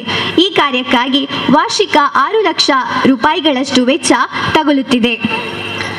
ಸಮವಸ್ತ್ರ. ನಮ್ಮ ಉಚ್ಚಿಲ ಭೋವಿ ಅನುದಾನಿತ ಶಾಲೆ ಹಾಗೂ ಆಂಗ್ಲ ಮಾಧ್ಯಮ ಶಾಲೆಯ ಭೋವಿ ಸಮುದಾಯದ ಎಲ್ಲ ವಿದ್ಯಾರ್ಥಿಗಳಿಗೆ ಮೂರರ ಭೋವಿ ಮಹಾಸಭಾ ಹಾಗೂ Young men's Bhovi association Mumbai ಇದರ ವತಿಯಿಂದ ಸಮವಸ್ತ್ರವನ್ನು ನೀಡಲಾಗಿತ್ತು. ಶಾಲಾ ಗ್ರಂಥಾಲಯ. ಶಾಲಾ ಗ್ರಂಥಾಲಯದಲ್ಲಿ 2600ಕ್ಕೂ ಮಿಕ್ಕಿ ಪುಸ್ತಕಗಳಿದ್ದು ಅದರ ಸದುಪಯೋಗವನ್ನು ಶಾಲಾ ವಿದ್ಯಾರ್ಥಿಗಳು ಪಡೆಯುತ್ತಿದ್ದಾರೆ. ಅಲ್ಲದೆ ಕನ್ನಡ, ಇಂಗ್ಲಿಷ್ ದಿನಪತ್ರಿಕೆಗಳು ಲಭ್ಯವಿದ್ದು ಮಕ್ಕಳು ಅದರ ಸದುಪಯೋಗವನ್ನು ಪಡೆಯುತ್ತಿದ್ದಾರೆ. ಕ್ರೀಡೆಗಳು ಮತ್ತು ಪಂದ್ಯಾಟಗಳು. ಶಾಲೆಯು ವಿಶಾಲ ಕ್ರೀಡಾಂಗಣವನ್ನು ಹೊಂದಿದ್ದು ಕ್ರೀಡಾ ಶಿಕ್ಷಣವನ್ನು ನೀಡಲು ಒಬ್ಬರು ದೈಹಿಕ ಶಿಕ್ಷಣ ಶಿಕ್ಷಕರು ಕಾರ್ಯನಿರ್ವಹಿಸುತ್ತಿದ್ದಾರೆ. ನಮ್ಮ ಸಂಸ್ಥೆಯ ವಿದ್ಯಾರ್ಥಿಗಳು ಶಿಕ್ಷಣ ಇಲಾಖೆಯು ಆಯೋಜಿಸಿದ ಹೋಬಳಿ, ತಾಲೂಕು, ಜಿಲ್ಲಾ, ರಾಜ್ಯ ಮಟ್ಟದ ಪಂದ್ಯಾಟ ಕ್ರೀಡಾಕೂಟಗಳಲ್ಲಿ ಭಾಗವಹಿಸಿದ್ದಾರೆ. ರಾಷ್ಟ್ರ ಮಟ್ಟದ ಪಂದ್ಯಾಟದಲ್ಲಿ ಭಾಗವಹಿಸುವ ಅರ್ಹತೆಯನ್ನು ಪಡೆದುಕೊಂಡಿದ್ದಾರೆ. ಹೀಗೆ ಹಲವಾರು ಕ್ರೀಡಾಕೂಟಗಳಲ್ಲಿ ವಿಜೇತರಾಗಿ ಶಾಲೆಗೆ ಕೀರ್ತಿಯನ್ನು ತಂದಿದ್ದಾರೆ. ಪ್ರಾಥಮಿಕ ವಿಭಾಗ. ರಾಜ್ಯ ಯುವ ಸಬಲೀಕರಣ ಮತ್ತು ಕ್ರೀಡಾ ಇಲಾಖೆ ಮತ್ತು ಕರ್ನಾಟಕ ರಾಜ್ಯ ಒಲಿಂಪಿಕ್ ಸಂಸ್ಥೆ ಜಂಟಿಯಾಗಿ ಬೆಂಗಳೂರಿನ ಕೆಎಂ ಕಾರ್ಯಪ್ಪ ಹಾಕಿ ಕ್ರೀಡಾಂಗಣದಲ್ಲಿ ಆಯೋಜಿಸಿದ ಕರ್ನಾಟಕ ರಾಜ್ಯ ಮಿನಿ ಒಲಿಂಪಿಕ್ಸ್ ಗೇಮ್ಸ್ 2022 ರಾಜ್ಯ ಮಟ್ಟದ ಹಾಕಿ ಪಂದ್ಯಾಟದಲ್ಲಿ ನಮ್ಮ ಸಂಸ್ಥೆಯ ಪ್ರಾಥಮಿಕ ವಿಭಾಗದ ಬಾಲಕ ಮತ್ತು ಬಾಲಕಿಯರ ತಂಡವು ಉತ್ತಮ ಪ್ರದರ್ಶನವನ್ನು ನೀಡಿದೆ. ಮಂಗಳೂರಿನ ನೆಹರು ಮೈದಾನದಲ್ಲಿ ಸ್ವಾತಂತ್ರ್ಯ ದಿನಾಚರಣೆಯ ಪ್ರಯುಕ್ತ 24ನೇ ಇಂಡಿಪೆಂಡೆನ್ಸ್ ಕಪ್ ಫುಟ್ಬಾಲ್ ಟೂರ್ನಮೆಂಟ್ನಲ್ಲಿ ನಮ್ಮ ಸಂಸ್ಥೆಯ ಪ್ರಾಥಮಿಕ ವಿಭಾಗದ ಬಾಲಕಿಯರ ತಂಡವು ವಿಜಯಶಾಲಿಯಾಗಿದೆ. ಶಾಲಾ ಶಿಕ್ಷಣ ಮತ್ತು ಸಾಕ್ಷರತಾ ಇಲಾಖೆ ಮತ್ತು ಇಸ್ಲಾಯಿ ಆಂಗ್ಲ ಮಾಧ್ಯಮ ಶಾಲೆ ಉಳ್ಳಾಲ ಇದರ ಸಹಯೋಗದಲ್ಲಿ ನಡೆದ ತಾಲೂಕು ಮಟ್ಟದ ಫುಟ್ಬಾಲ್ ಪಂದ್ಯಾಟದಲ್ಲಿ ನಮ್ಮ ಪ್ರಾಥಮಿಕ ವಿಭಾಗದ ಬಾಲಕಿಯರ ತಂಡವು 14ರ ವಯೋಮಿತಿಯ ವಿಭಾಗದಲ್ಲಿ ಪ್ರಥಮ ಸ್ಥಾನವನ್ನು ಪಡೆದಿರುತ್ತದೆ. ಸಾರ್ವಜನಿಕ ಶಿಕ್ಷಣ ಇಲಾಖೆ ಮತ್ತು ನವಚೇತನ ಆಂಗ್ಲ ಮಾಧ್ಯಮ ಶಾಲೆ ನೀರು ಮಾರ್ಗ ಇದರ ಜಂಟಿ ಆಶ್ರಯದಲ್ಲಿ ನಡೆದ ತಾಲೂಕು ಮಟ್ಟದ ಹ್ಯಾಂಡ್ಬಾಲ್ ಪಂದ್ಯಾಟದಲ್ಲಿ ನಮ್ಮ ಸಂಸ್ಥೆಯ ಪ್ರಾಥಮಿಕ ವಿಭಾಗದ ಬಾಲಕಿಯರ ತಂಡವು 14ರ ವಯೋಮಿತಿಯ ವಿಭಾಗದಲ್ಲಿ ದ್ವಿತೀಯ ಸ್ಥಾನವನ್ನು ಪಡೆದಿರುತ್ತದೆ ಮತ್ತು ಪ್ರಾಥಮಿಕ ಬಾಲಕರ ತಂಡವು ಪ್ರಥಮ ಸ್ಥಾನವನ್ನು ಪಡೆದು ಜಿಲ್ಲಾ ಮಟ್ಟಕ್ಕೆ ಆಯ್ಕೆಯಾಗಿರುತ್ತದೆ. ಸಾರ್ವಜನಿಕ ಶಿಕ್ಷಣ ಇಲಾಖೆ ಕ್ಷೇತ್ರ ಶಿಕ್ಷಣಾಧಿಕಾರಿಗಳ ಕಚೇರಿ ದಕ್ಷಿಣ ವಲಯ ಮತ್ತು ಕಾಸಿಯಾ ಪ್ರೌಢಶಾಲೆ ಜೆಪ್ಪು ಇದರ ಜಂಟಿ ಆಶ್ರಯದಲ್ಲಿ ನಡೆದ ಸಂತ ಜೋಸೆಫ್ ಆಂಗ್ಲ ಮಾಧ್ಯಮ ಪ್ರೌಢಶಾಲೆ ಕುಲಶೇಖರ ಇಲ್ಲಿ ನಡೆದ ತಾಲೂಕು ಮಟ್ಟದ ಹಾಕಿ ಪಂದ್ಯಾಟದಲ್ಲಿ ಪ್ರಾಥಮಿಕ ವಿಭಾಗದ ಬಾಲಕ ಮತ್ತು ಬಾಲಕಿಯರ ತಂಡವು 14ರ ವಯೋಮಿತಿಯ ವಿಭಾಗದಲ್ಲಿ ಪ್ರಥಮ ಸ್ಥಾನವನ್ನು ಪಡೆದಿರುತ್ತದೆ ಮತ್ತು ಜಿಲ್ಲಾ ಮಟ್ಟಕ್ಕೆ ಆಯ್ಕೆಯಾಗಿರುತ್ತದೆ. ಶಾಲಾ ಶಿಕ್ಷಣ ಮತ್ತು ಸಾಕ್ಷರತಾ ಇಲಾಖೆ ಹಾಗೂ ಮುಕ್ತಿ ಪ್ರಕಾಶ್ ಪ್ರೌಢಶಾಲೆ ನೀರುಡೆ ಇದರ ಜಂಟಿ ಆಶ್ರಯದಲ್ಲಿ ನಡೆದ ಜಿಲ್ಲಾ ಮಟ್ಟದ ಫುಟ್ಬಾಲ್ ಪಂದ್ಯಾಟದಲ್ಲಿ ಪ್ರಾಥಮಿಕ ವಿಭಾಗದ ಬಾಲಕಿಯರ ತಂಡವು 14ರ ವಯೋಮಿತಿಯ ವಿಭಾಗದಲ್ಲಿ ಪ್ರಥಮ ಸ್ಥಾನವನ್ನು ಪಡೆದಿರುತ್ತದೆ ಮತ್ತು ಮೈಸೂರು ವಿಭಾಗ ಮಟ್ಟದ ಫುಟ್ಬಾಲ್ ಪಂದ್ಯಾಟದಲ್ಲಿ ಭಾಗವಹಿಸುವ ಅರ್ಹತೆಯನ್ನು ಪಡೆದಿರುತ್ತದೆ. ಸಂತ ಜೋಸೆಫ್ ಪದವಿಪೂರ್ವ ಕಾಲೇಜು ಬಜಬೆ ಮತ್ತು ಶಾಲಾ ಶಿಕ್ಷಣ ಇಲಾಖೆಯ ಆಶ್ರಯದಲ್ಲಿ ನಡೆದ ಮೈಸೂರು ವಿಭಾಗ ಮಟ್ಟದ ಫುಟ್ಬಾಲ್ ಪಂದ್ಯಾಟದಲ್ಲಿ ಪ್ರಾಥಮಿಕ ವಿಭಾಗದ ಬಾಲಕಿಯರ ತಂಡವು 14ರ ವಯೋಮಿತಿಯ ವಿಭಾಗದಲ್ಲಿ ಪ್ರಥಮ ಸ್ಥಾನವನ್ನು ಪಡೆದಿರುತ್ತದೆ. ರಾಜ್ಯ ಮಟ್ಟದ ಫುಟ್ಬಾಲ್ ಪಂದ್ಯಾಟದಲ್ಲಿ ಭಾಗವಹಿಸುವ ಅರ್ಹತೆಯನ್ನು ಪಡೆದುಕೊಂಡಿರುತ್ತದೆ. ಶಾಲಾ ಶಿಕ್ಷಣ ಮತ್ತು ಸಾಕ್ಷರತಾ ಇಲಾಖೆ ಸೇಕ್ರೆಡ್ ಹಾರ್ಟ್ ಪ್ರೌಢಶಾಲೆ ಶಿವಮೊಗ್ಗ ಇದರ ಸಂಯುಕ್ತ ಆಶ್ರಯದಲ್ಲಿ ನಡೆದ ರಾಜ್ಯ ಮಟ್ಟದ 14ರ ವಯೋಮಿತಿಯ ಬಾಲಕಿಯರ ಫುಟ್ಬಾಲ್ ಪಂದ್ಯಾಟದಲ್ಲಿ ನಮ್ಮ ಸಂಸ್ಥೆಯ ಪ್ರಾಥಮಿಕ ಬಾಲಕಿಯರ ತಂಡವು ದ್ವಿತೀಯ ಸ್ಥಾನವನ್ನು ಪಡೆದುಕೊಂಡಿದೆ. ಅತ್ಯುತ್ತಮವಾಗಿ ಆಡಿದ ಸಿಂಚನ, ಭೂಮಿಕಾ ಎನ್ ಕೊಟ್ಟಾರಿ, ದಿಶಾ ರಾಷ್ಟ್ರ ಮಟ್ಟದಲ್ಲಿ ಕರ್ನಾಟಕ ತಂಡವನ್ನು ಪ್ರತಿನಿಧಿಸಲು ಆಯ್ಕೆಯಾಗಿದ್ದಾರೆ. ಮಂಗಳೂರು ವಿಶ್ವವಿದ್ಯಾನಿಲಯ ಮಂಗಳ ಗಂಗೋತ್ರಿ ಕೊಣಾಜೆ ಇಲ್ಲಿ ನಡೆದ ಅಥ್ಲೆಟಿಕ್ಸ್ ಕ್ರೀಡಾಕೂಟಗಳಲ್ಲಿ ಪ್ರಾಥಮಿಕ ವಿಭಾಗದ ಬಾಲಕಿಯರ ತಂಡವು 4x100 ಮೀಟರ್ ರಿಲೆಯಲ್ಲಿ ಚಿನ್ನದ ಪದಕವನ್ನು ಪಡೆದುಕೊಂಡಿದೆ. ಹೀಗೆ ಹೋಬಳಿ, ತಾಲೂಕು, ಜಿಲ್ಲಾ ಮಟ್ಟಗಳಲ್ಲಿ ಅನೇಕ ಪ್ರಶಸ್ತಿಗಳನ್ನು ಪಡೆದುಕೊಂಡಿದೆ. ಪ್ರೌಢ ಪ್ರೌಢಶಾಲಾ ವಿಭಾಗ, ರಾಜ್ಯ ಯುವ ಸಬಲೀಕರಣ ಮತ್ತು ಕ್ರೀಡಾ ಇಲಾಖೆ ಮತ್ತು ಕರ್ನಾಟಕ ರಾಜ್ಯ ಒಲಿಂಪಿಕ್ ಸಂಸ್ಥೆ ಜಂಟಿಯಾಗಿ ಬೆಂಗಳೂರಿನ ಕೆಎಂ ಕಾರ್ಯಪ್ಪ ಹಾಕಿ ಕ್ರೀಡಾಂಗಣದಲ್ಲಿ ಆಯೋಜಿಸಿದ ಕರ್ನಾಟಕ ರಾಜ್ಯ ಮಿನಿ ಒಲಿಂಪಿಕ್ ಗೇಮ್ಸ್ 2022ರ ರಾಜ್ಯ ಮಟ್ಟದ ಹಾಕಿ ಪಂದ್ಯಾಟದಲ್ಲಿ ಪ್ರೌಢಶಾಲಾ ವಿಭಾಗದ ಬಾಲಕ ಮತ್ತು ಬಾಲಕಿಯರ ತಂಡವು ಭಾಗವಹಿಸಿ ಉತ್ತಮ ಪ್ರದರ್ಶನವನ್ನು ನೀಡಿದೆ. ಮಂಗಳೂರಿನ ನೆಹರು ಮೈದಾನದಲ್ಲಿ ನಡೆದ ಇಂಡಿಪೆಂಡೆನ್ಸ್ ಡೇ ಕಪ್ ಫುಟ್ಬಾಲ್ ಟೂರ್ನಮೆಂಟ್ನಲ್ಲಿ ಪ್ರೌಢಶಾಲಾ ವಿಭಾಗದ ಬಾಲಕಿಯರ ತಂಡವು 17ರ ವಯೋಮಿತಿಯ ವಿಭಾಗದಲ್ಲಿ ದ್ವಿತೀಯ ಸ್ಥಾನವನ್ನು ಪಡೆದಿರುತ್ತದೆ. ಶಾಲಾ ಶಿಕ್ಷಣ ಮತ್ತು ಸಾಕ್ಷರತಾ ಇಲಾಖೆ ಮತ್ತು ಕಾಸಿಯಾ ಪ್ರೌಢಶಾಲೆ ಜೆಪ್ಪು ಇದರ ಸಂಯುಕ್ತ ಆಶ್ರಯದಲ್ಲಿ ನಡೆದ ತಾಲೂಕು ಮಟ್ಟದ ಹಾಕಿ ಪಂದ್ಯಾಟದಲ್ಲಿ ಪ್ರೌಢಶಾಲಾ ವಿಭಾಗದ ಬಾಲಕಿಯರ ತಂಡವು ಪ್ರಥಮ ಸ್ಥಾನವನ್ನು ಪಡೆದು ಜಿಲ್ಲಾ ಮಟ್ಟಕ್ಕೆ ಆಯ್ಕೆಯಾಗಿರುತ್ತದೆ. ದಕ್ಷಿಣ ಕನ್ನಡ ಜಿಲ್ಲಾ ಪಂಚಾಯತ್ ಶಾಲಾ ಶಿಕ್ಷಣ ಮತ್ತು ಸಾಕ್ಷರತಾ ಇಲಾಖೆ ಕ್ಷೇತ್ರ ಶಿಕ್ಷಣಾಧಿಕಾರಿಗಳ ಕಚೇರಿ ಮಂಗಳೂರು ಉತ್ತರ ವಲಯ ಇದರ ಆಶ್ರಯದಲ್ಲಿ ನಡೆದ ಜಿಲ್ಲಾ ಮಟ್ಟದ ಹಾಕಿ ಪಂದ್ಯಾಟದಲ್ಲಿ ಪ್ರೌಢಶಾಲಾ ವಿಭಾಗದ ಬಾಲಕಿಯರ ತಂಡವು 17ರ ವಯೋಮಿತಿಯ ವಿಭಾಗದಲ್ಲಿ ದ್ವಿತೀಯ ಸ್ಥಾನವನ್ನು ಪಡೆದಿರುತ್ತದೆ ಮತ್ತು 5 ಮಂದಿ ವಿದ್ಯಾರ್ಥಿಗಳು ಮಡಿಕೇರಿಯಲ್ಲಿ ನಡೆಯಲಿದ್ದ ವಿಭಾಗ ಮಟ್ಟದ ಪಂದ್ಯಾಟದಲ್ಲಿ ದಕ್ಷಿಣ ಕನ್ನಡ ಜಿಲ್ಲೆಯನ್ನು ಪ್ರತಿನಿಧಿಸಲು ಆಯ್ಕೆಯಾಗಿದ್ದರು. ಮಂಗಳೂರು ವಿಶ್ವವಿದ್ಯಾನಿಲಯ ಮಂಗಳ ಗಂಗೋತ್ರಿ ಕುಣಾಜೆ ಇಲ್ಲಿ ನಡೆದ ಹೋಬಳಿ ಮಟ್ಟದ ಕ್ರೀಡಾಕೂಟಗಳಲ್ಲಿ 8ನೇ ತರಗತಿಯ ವಿದ್ಯಾರ್ಥಿನಿ ಭೂಮಿಕಾ ಎನ್ ಕೊಟ್ಟಾರಿ 100 ಮೀಟರ್ ಓಟ, ಉದ್ದ ಜಿಗಿತ ಮತ್ತು ಹರ್ಡಲ್ಸ್ನಲ್ಲಿ ಭಾಗವಹಿಸಿರುತ್ತಾಳೆ. 10ನೇ ತರಗತಿಯ ವಿದ್ಯಾರ್ಥಿ ಪ್ರತೀಕ್ ಎನ್ ಕೊಟ್ಟಾರಿ ಎತ್ತರ ಜಿಗಿತ ಸ್ಪರ್ಧೆಯಲ್ಲಿ ಭಾಗವಹಿಸಿರುತ್ತಾನೆ. ವೈಷ್ಣವಿ ಎಂ 9ನೇ ತರಗತಿಯ ವಿದ್ಯಾರ್ಥಿನಿ ಹರ್ಡಲ್ಸ್ ಮತ್ತು ತ್ರಿಜಿಗಿತ ಸ್ಪರ್ಧೆಗಳಲ್ಲಿ ಚಿನ್ನದ ಪದಕವನ್ನು ಪಡೆದಿರುತ್ತಾಳೆ. ಶ್ರೇಯಸ್ ಆರ್ ಶೆಟ್ಟಿ 9ನೇ ತರಗತಿಯ ವಿದ್ಯಾರ್ಥಿ 100 ಮೀಟರ್ ಓಟದ ಸ್ಪರ್ಧೆಯಲ್ಲಿ ಕಂಚಿನ ಪದಕವನ್ನು ಪಡೆದಿರುತ್ತಾನೆ. ಮಿನಿ ಒಲಿಂಪಿಕ್ಸ್ ಗೇಮ್ಸ್ 2022ರಲ್ಲಿ 100 ಮೀಟರ್ ಓಟದ ಸ್ಪರ್ಧೆಯಲ್ಲಿ ಭಾಗವಹಿಸಿರುತ್ತಾನೆ. Karnataka state amateur Karnataka junior athletics ಚಾಂಪಿಯನ್ಶಿಪ್ನಲ್ಲಿ 100 ಮೀಟರ್ ಮತ್ತು 200 ಮೀಟರ್ ಓಟದ ಸ್ಪರ್ಧೆಯಲ್ಲಿ ಭಾಗವಹಿಸಿರುತ್ತಾನೆ. ತಾಲೂಕು ಮಟ್ಟದ ಅಥ್ಲೆಟಿಕ್ಸ್ ಕ್ರೀಡಾಕೂಟಗಳಲ್ಲಿ ಮೊಹಮ್ಮದ್ ರಾಜಿಕ್ ಹ್ಯಾಮರ್ ಥ್ರೋ ಸ್ಪರ್ಧೆಯಲ್ಲಿ ಚಿನ್ನದ ಪದಕವನ್ನು ಪಡೆದಿರುತ್ತಾನೆ. ಪ್ರತೀಕ್ ಎನ್ ಕೊಟ್ಟಾರಿ ಎತ್ತರ ಜಿಗಿತ ಸ್ಪರ್ಧೆಯಲ್ಲಿ ಭಾಗವಹಿಸಿರುತ್ತಾನೆ. ಭೂಮಿಕಾ ಎನ್ ಕೊಟ್ಟಾರಿ 100 ಮೀಟರ್ ಓಟ ಮತ್ತು 80 ಮೀಟರ್ ಹರ್ಡಲ್ಸ್ನಲ್ಲಿ ಚಿನ್ನದ ಪದಕವನ್ನು ಪಡೆದಿರುತ್ತಾಳೆ. ಮೊಹಮ್ಮದ್ ರಾಜಿಕ್ 9ನೇ ತರಗತಿಯ ವಿದ್ಯಾರ್ಥಿ ಜಿಲ್ಲಾ ಮಟ್ಟದ ಹ್ಯಾಮರ್ ಥ್ರೋ ಸ್ಪರ್ಧೆಯಲ್ಲಿ ಕಂಚಿನ ಪದಕವನ್ನು ಪಡೆದಿರುತ್ತಾನೆ. ಸ್ಥಳೀಯ ಸಂಘ ಸಂಸ್ಥೆಗಳು ನಡೆಸಿದಂತಹ ಕ್ರೀಡಾಕೂಟಗಳಲ್ಲಿ ನಮ್ಮ ಸಂಸ್ಥೆಯ ವಿದ್ಯಾರ್ಥಿಗಳು ಭಾಗವಹಿಸಿ ವೈಯಕ್ತಿಕ ಮತ್ತು ತಂಡ ಪ್ರಶಸ್ತಿಯನ್ನು ಗಳಿಸಿರುತ್ತಾರೆ. ಎಸ್ಎಸ್ಎಲ್ಸಿ ಫಲಿತಾಂಶ 2021-22ನೇ ಸಾಲಿನಲ್ಲಿ ನಡೆದ ಎಸ್ಎಲ್ಸಿ ಪರೀಕ್ಷೆಗೆ ಹಾಜರಾದ ಎಲ್ಲ ನಮ್ಮ ಸಂಸ್ಥೆಯ ಪರೀಕ್ಷೆಯಲ್ಲಿ ನಮ್ಮ ಸಂಸ್ಥೆಯು 84.72 ಫಲಿತಾಂಶವನ್ನು ದಾಖಲಿಸಿದೆ. 4 ಮಂದಿ ವಿದ್ಯಾರ್ಥಿಗಳು ವಿಶಿಷ್ಟ ಶ್ರೇಣಿಯಲ್ಲಿ ತೇರ್ಗಡೆಯಾಗಿರುತ್ತಾರೆ. ಶಾಲಾ ದತ್ತಿನಿಧಿಗಳು ಶಾಲೆಯಲ್ಲಿ ಈವರೆಗೆ 12 ದತ್ತಿನಿಧಿಗಳು ಸ್ಥಾಪಿತಗೊಂಡಿವೆ. ಬಹುಮಾನ ವಿತರಣಾ ಸಮಾರಂಭದಲ್ಲಿ ದತ್ತಿನಿಧಿಗಳ ಆಶಯದಂತೆ ವಿದ್ಯಾರ್ಥಿಗಳಿಗೆ ಬಹುಮಾನವನ್ನು ನೀಡಿ ಗೌರವಿಸಲಾಗಿದೆ. ದತ್ತಿನಿಧಿಗಳ ವಿವರ: ದಿವಂಗತ ಶ್ರೀಮತಿ ಪ್ರಭಾವತಿ ಟೀಚರ್ ಸ್ಮರಣಾರ್ಥ ದತ್ತಿನಿಧಿ ಸಮವಸ್ತ್ರಕ್ಕಾಗಿ 4 ಮಂದಿಗೆ. ವಯಂ BA ಚಿನ್ನದ ಹಬ್ಬದ ದತ್ತಿನಿಧಿ ಕಲಿಕೆ, ಆಟೋಟ, ಪಠ್ಯೇತರ ಚಟುವಟಿಕೆಗಳಿಗೆ. ದಿವಂಗತ ಶ್ರೀ ಮಂಜಪ್ಪ ಸ್ಮರಣಾರ್ಥ ದತ್ತಿನಿಧಿ 5 ಮಂದಿ ಕ್ರೀಡಾ ಸಾಧಕ ವಿದ್ಯಾರ್ಥಿಗಳಿಗೆ. ದಿವಂಗತ ಶ್ರೀ ವಿಶ್ವನಾಥ ಉಚ್ಚಿಲ್ ಸ್ಮರಣಾರ್ಥ ದತ್ತಿನಿಧಿ 5 ಮಂದಿ ಉತ್ತಮ ಕೆಲಸಗಾರ ವಿದ್ಯಾರ್ಥಿಗಳಿಗೆ. ದಿವಂಗತ ಶ್ರೀ ವಿದ್ವಾನ್ ರಾಮಪ್ಪ, ದಿವಂಗತ ಶ್ರೀಮತಿ ಸೀತಮ್ಮ ಸ್ಮರಣಾರ್ಥ ದತ್ತಿನಿಧಿ ಕನ್ನಡ ಕಲಿಯುವಿಕೆಯಲ್ಲಿ ಉತ್ತಮ ನಿರ್ವಹಣೆ ತೋರುವ 30 ಮಂದಿ ವಿದ್ಯಾರ್ಥಿಗಳಿಗೆ. ದಿವಂಗತ ವಿದ್ವಾನ್ ಶ್ರೀ ರಾಮಚಂದ್ರ ಉಚ್ಚಿಲ್ ಇವರ ಸ್ಮರಣಾರ್ಥ ಕಲಾಗಂಗೋತ್ರಿ ಯಕ್ಷಗಾನ ಅಧ್ಯಯನ ಕೇಂದ್ರ ಪ್ರಾಯೋಜಿತ ದತ್ತಿನಿಧಿ 5 ಮಂದಿ ಯಕ್ಷಗಾನ ಅಭ್ಯಾಸಿ ವಿದ್ಯಾರ್ಥಿಗಳಿಗೆ.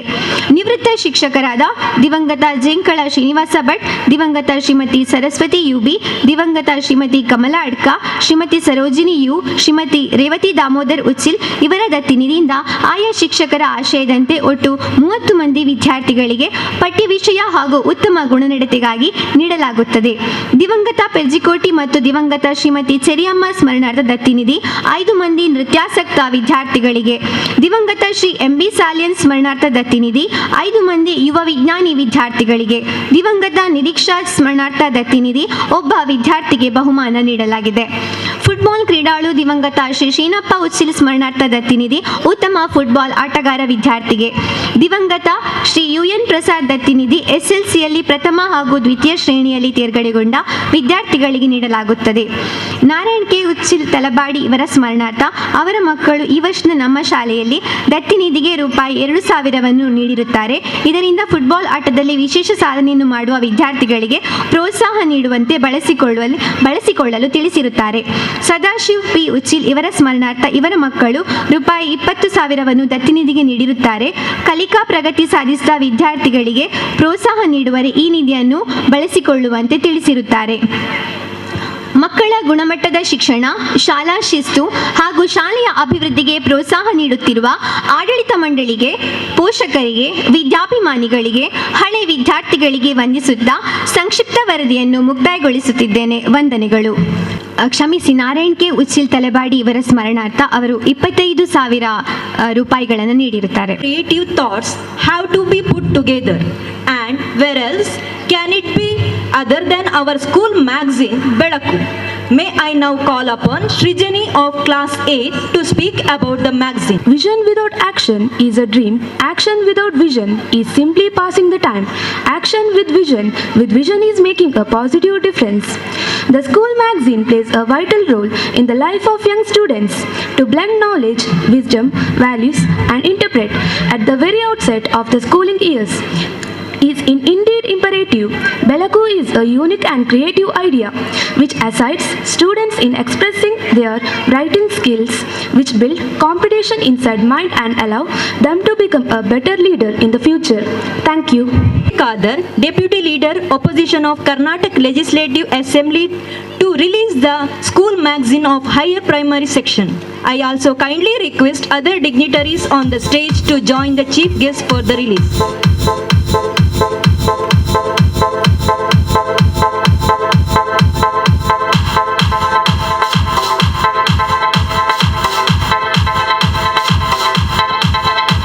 Now I request our chief guest,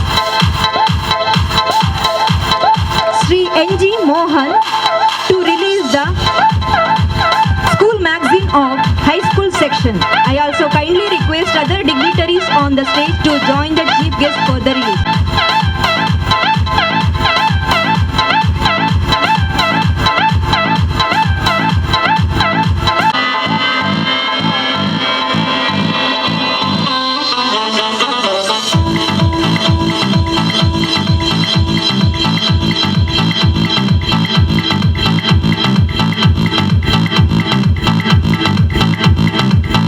Now I request Janab U.T. Kadar, Deputy Leader, Opposition of Karnataka Legislative Assembly, to address the gathering. Uchila Bhovi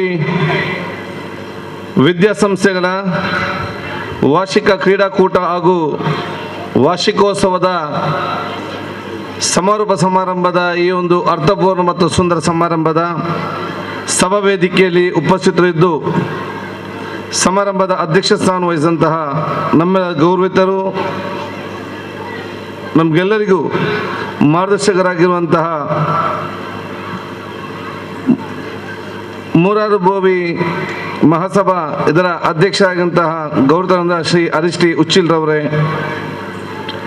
ಈ ಕಾರ್ಯಕ್ರಮದಲ್ಲಿ ಗಣ್ಯ ಅತಿಥಿಗಳಾಗಿ ಉಪಸ್ಥಿತವಂತಹ ನಮಗೆಲ್ಲ ಗೌರವಿತರು, ನಮಗೆಲ್ಲ ಹಿರಿಯರಾಗಿರುವಂತಹ ಜಿಲ್ಲಾ ಸ್ಕೌಟ್ ಸಂಸ್ಥೆಯ ಕಮಿಷನರ್ ಆಗಿದ್ದಂತಹ ಶ್ರೀ N.G. ಮೋಹನ್ ರವರೇ, ಇವತ್ತಿನ ಕಾರ್ಯಕ್ರಮದ ಗಣ್ಯ ಅತಿಥಿ ಗೌರವರಾಗಿರುವಂತಹ ಇಂಟರ್ನ್ಯಾಷನಲ್ ಸಾಫ್ಟ್ ಸ್ಕಿಲ್ ಟ್ರೈನರ್ ಆಗಿರುವ ಶ್ರೀಮತಿ ಮಂಜುಳಾ ಅನಿಲ್ ರಾವ್ ರವರೇ, ವೇದಿಕೆ ಮೇಲೆ ಉಪಸ್ಥಿತರುವಂತಹ ನಮ್ಮೆಲ್ಲ ಗೌರವಿತರು, ಕರ್ನಾಟಕ ಬ್ಯಾಂಕಿನ ಮ್ಯಾನೇಜರ್ ಆಗಿರುವಂತಹ ಶ್ರೀ ಹೇಮಂತ್ ಕುಮಾರ್ ಗಟ್ಟೀರವರೇ, ನಮ್ಮೆಲ್ಲ ಗೌರವಿತರು, ಹಿರಿಯರು,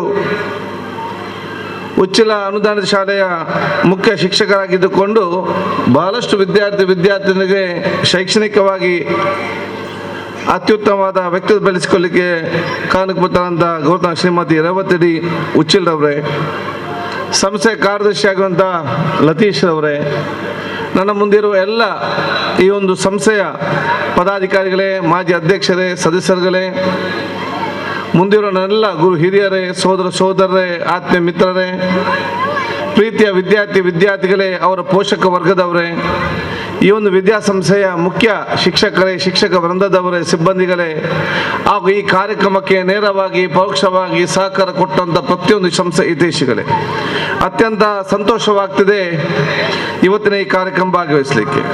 ಬಹುಶಃ ಈ ಒಂದು ಸಂಸ್ಥೆಯ ಕರೆಸ್ಪಾಂಡೆಂಟ್ ಆಗಿರುವಂತಹ ಬಹುಶಃ ನಮ್ಮ ರೋಹಿತ್ ಮಾಸ್ಟರ್ ಅವರು ನಾನು ಹೀಗಲ್ಲ, ದೇರ್ಲಕಟ್ಟೆಯಲ್ಲಿ ಮಾಸ್ಟರ್ ಆಗಿದ್ದಾಗಲೇ ಅತ್ಯಂತ ಚಿರಪರಿಚಿತರು. ಆದ ಕಾರಣ ಅವರೊಂದು ಕಾರ್ಯಕ್ರಮವನ್ನು ಇವತ್ತು ಹಮ್ಮಿಕೊಳ್ತದೆ ಅಂತ ಹೇಳಿದರೆ ಅದು ಅತ್ಯಂತ ಶಿಸ್ತುಬದ್ಧವಾಗಿ ಮತ್ತು ಅರ್ಥಪೂರ್ಣವಾದ ಕಾರ್ಯಕ್ರಮ ಆಗಿರ್ತದೆ ಅನ್ನಬಲ್ಲ ಚೆನ್ನಾಗಿ ಇವತ್ತು ಗೊತ್ತಿರ್ತದೆ. ಮೊನ್ನೆ ಬಹುಶಃ ನಾನು ಈ ಕಾರ್ಯಕ್ರಮಕ್ಕೆ ಬರಬೇಕಂತ ಬೆಳಗಾಮಲ್ಲಿದ್ದಾಗ ಹೇಳಿದ್ದು, ಈ ರೀತಿ ಕಾರ್ಯಕ್ರಮ ಇದೆ ಬರಬೇಕಂತೇಳಿ. ನಾನು ಹೇಳಿದೆ ಮಂಗಳೂರಿನಿಂದ ಖಂಡಿತವಾಗಿ ಬರ್ತೇನೆ ಅಂತೇಳಿ. ಇಲ್ಲ, ಖಂಡಿತವಾಗಿ ಬರಲೇಬೇಕು ಅಂತ ಹೇಳಿ ಸಂದರ್ಭದಲ್ಲಿ ಬಹುಶಃ ಇವತ್ತು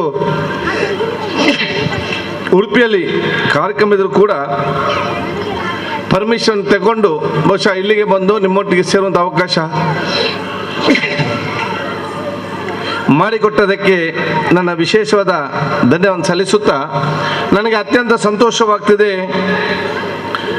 ಉಚ್ಚಿಲಭೋವಿ ವಿದ್ಯಾಸಂಸ್ಥೆ ಈ ಪ್ರದೇಶ ಸುತ್ತಮುತ್ತಲಿನ ಸರ್ವ ಜನರಿಗೂ ಮತ್ತು ಸರ್ವ ಧರ್ಮದ ವರ್ಗದವರಿಗೂ ಕೂಡ ಇವತ್ತು ಆ ಒಂದು ಅವರ ಮಕ್ಕಳಿಗೆ ಅತ್ಯುತ್ತಮವಾದ ಶಿಕ್ಷಣ ಕೊಟ್ಟು ಭವಿಷ್ಯ ದಿನಗಳಲ್ಲಿ ಇಲ್ಲಿ ಕಲಿಯುವಂಥ ಎಲ್ಲ ವಿದ್ಯಾರ್ಥಿನಿಯರು ಅವರ ತಂದೆ ತಾಯಂದಿರ ಆಸ್ತಿ ಸಂಪತ್ತು ಮಾತ್ರ ಅಲ್ಲ, ತಂದೆ ತಾಯಂದಿರ ಆಸ್ತಿ ಸಂಪತ್ತು ಜೊತೆಯಲ್ಲಿ ಈ ಸಮಾಜದ ಮತ್ತು ಈ ದೇಶ ಸಂಪತ್ತಾಗಿ ಮಾರ್ಪಡುವ ಶಿಕ್ಷಣ ಮತ್ತು ವ್ಯಕ್ತಿತ್ವ ರೂಪಿಸಿಕೊಳ್ತಾ ಅಂತ ಹೇಳಿಕೊಂಡು, ಅದಕ್ಕಾಗಿ ಯಾರು ಈ ಸಂಸ್ಥೆಯನ್ನು ಅವತ್ತಿನ ಕಾಲದಲ್ಲಿ ಪ್ರಾರಂಭ ಮಾಡಿದ್ದಾರೆ, ಅತ್ಯಂತ ಬಹಳಷ್ಟು ಹಿರಿಯರಿದ್ದಾರೆ. ಅವತ್ತು ಬಹುಶಃ ಅನುದಾನಿತ ಶಾಲೆ ಪ್ರಾರಂಭ ಮಾಡಿ ಅಲ್ಲಿ ತದನಂತರ ಇಲ್ಲಿ ಬಹುಶಃ ಈ ಒಂದು ಶಿಕ್ಷಣ ಸಂಸ್ಥೆಯನ್ನು ಇಲ್ಲಿ ಪ್ರಾರಂಭ ಮಾಡುವ ಮೂಲಕ ಆಧುನಿಕ ಮತ್ತು ತಂತ್ರಜ್ಞಾನ ಒಳಪಟ್ಟಂತೆ ಈಗಿನ ಆ ಒಂದು ಕಾಲಕ್ಕೆ ಸಂಬಂಧಪಟ್ಟಾಗೆ ಎಲ್ಲ ರೀತಿಯ ಆ ಒಂದು ಶಿಕ್ಷಣ ಇವತ್ತು ಕೊಡುವ ಮೂಲಕ ದೊಡ್ಡ ಮಟ್ಟವಾದ ಸಾಮಾಜಿಕ ಚಿಂತನೆ ಉಳ್ಳಂತಹ ಶೈಕ್ಷಣಿಕ ಕೇಂದ್ರವಾಗಿ ಇವತ್ತು ಪರಿವರ್ತನೆ ಇವತ್ತು ಆಗಿದೆ ಅಂತ ಹೇಳಲಿಕ್ಕೆ ನಾನು ಇವತ್ತು ಇಚ್ಛಿಸುವಂಥದ್ದು. ಆದ ಕಾರಣ ಹೆತ್ತವರು ತಾವು ಯಾರೆಲ್ಲ ಇದ್ದೀರಾ, ತಾವೆಲ್ಲರೂ ಕೂಡ ನಿಮ್ಮ ಮಕ್ಕಳನ್ನು ಅತ್ಯಂತ ಸುರಕ್ಷಿತವಾದ ಶಿಕ್ಷಣ ಸಂಸ್ಥೆಯಲ್ಲಿ ತಾವು ಸೇರಿಸಿ ತಮ್ಮ ಮಕ್ಕಳ ಭವಿಷ್ಯವನ್ನು ರೂಪುಗೊಳ್ಳಲಿಕ್ಕೆ ಬೇಕಾಗುವಂಥ ಎಲ್ಲ ಕ್ರಮ ತಾವು ಕೈಗೊಂಡಿದ್ದೀರ ಅಂತ ಹೇಳಲಿಕ್ಕೆ ನಾನು ಇವತ್ತು ಇಚ್ಛಿಸ್ತೇನೆ.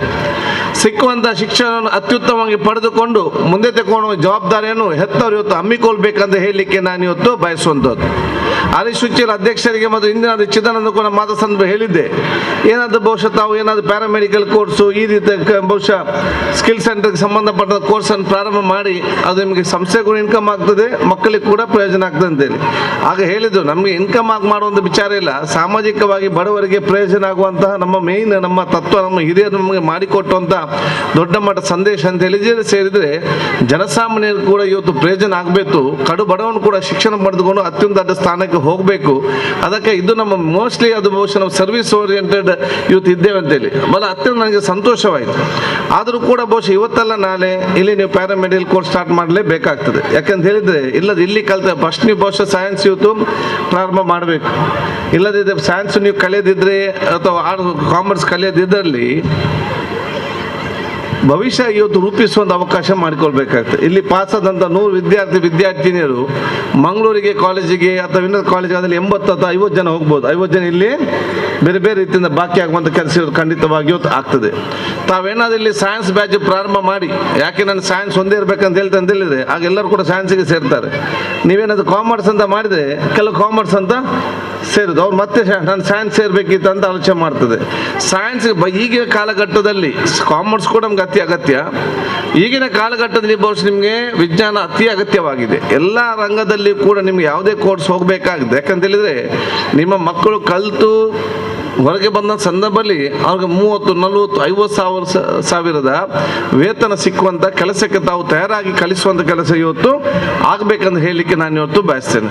ಅದಕ್ಕಾಗಿ ಬಹುಶಃ ತಾವೆಲ್ಲರೂ ಕೂಡ ನನಗೆ ವಿಶ್ವಾಸ ಇದೆ, ಬೋವಿ ವಿದ್ಯಾಸಂಸ್ಥೆ ಎಲ್ಲರೂ ಕೂಡ ಸೇರಿಕೊಂಡು ತಾವಿಲ್ಲಿ ತಮ್ಮ ಸೈನ್ಸ್ ಬ್ಯಾಚನ್ನು ಮುಂದಿನ ದಿನಗಳಲ್ಲಿ ಪ್ರಾರಂಭ ಮಾಡಲಿಕ್ಕೆ ಎಲ್ಲ ಬಹುಶಃ ನಾವು ರೋಹಿತ್ ಮಾಸ್ಟರ್ ಎಕ್ಸ್ಪೀರಿಯನ್ಸ್ ಎಲ್ಲ ಇದ್ದಾರೆ. ಎಲ್ಲ ಬಹುಶಃ ಬೋವಿ ಸಂಸ್ಥೆ ನಿಮ್ಮ ಜನಾಂಗದ ಹೈಯೆಸ್ಟ್ ಟೀಚರ್ಗಳು ನಾನು ನೋಡಿದಾಗೆ ಬಹಳಷ್ಟು ಶಿಕ್ಷಣ ಕ್ಷೇತ್ರದಲ್ಲಿ ಇವತ್ತಿದ್ದಾರೆ.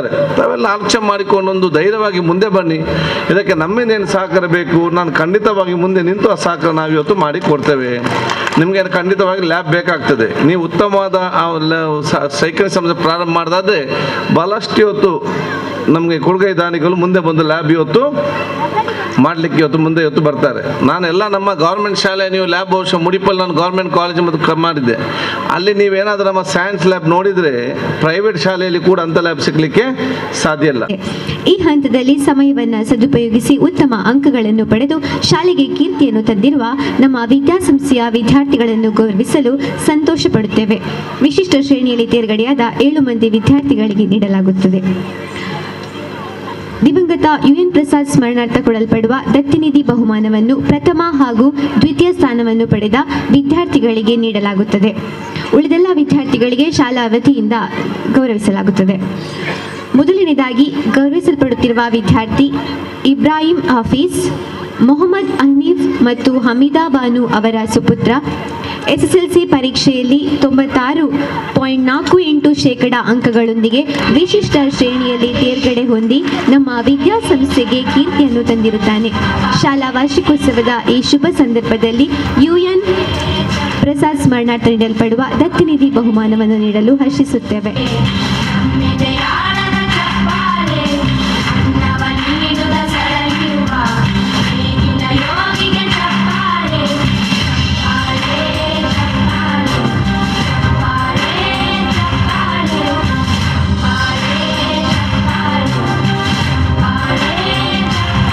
We are now going to honor the scholastic achievement, exceptionally magnificent student Fatima Afra, daughter of PA Mohammed and Sabina, for her personal efforts in securing highest marks of 90.88% with distinction.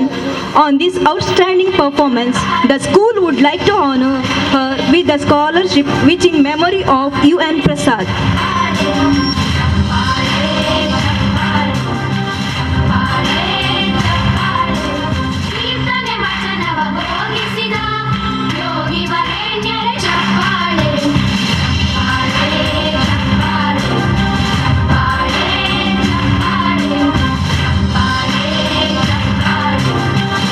ಖುಷಿ S. Uchil, ಏಕೆ Suresh N. Uchil ಮತ್ತು Kavita S. Uchil ಇವರ ಸುಪುತ್ರಿ. SSLC ಪರೀಕ್ಷೆಯಲ್ಲಿ 90.08% ಫಲಿತಾಂಶದೊಂದಿಗೆ ತೇರ್ಗಡೆ ಹೊಂದಿ ನಮ್ಮ ವಿದ್ಯಾಸಂಸ್ಥೆಗೆ ಕೀರ್ತಿಯನ್ನು ತಂದಿರುತ್ತಾಳೆ. ಸಂಗೀತ, ನೃತ್ಯ, ಕ್ರೀಡೆ ಹೀಗೆ ಎಲ್ಲ ಚಟುವಟಿಕೆಗಳಲ್ಲೂ ತನ್ನನ್ನು ತೊಡಗಿಸಿಕೊಂಡಿದ್ದ ಬಹುಮುಖ ಪ್ರತಿಭೆಯ ವಿದ್ಯಾರ್ಥಿನಿ. ಶಾಲಾ ವಾರ್ಷಿಕೋತ್ಸವದ ಈ ಶುಭ ಸಂದರ್ಭದಲ್ಲಿ ಶಾಲಾ ವತಿಯಿಂದ ಗೌರವಿಸಲು ಸಂತೋಷ ಪಡುತ್ತೇವೆ.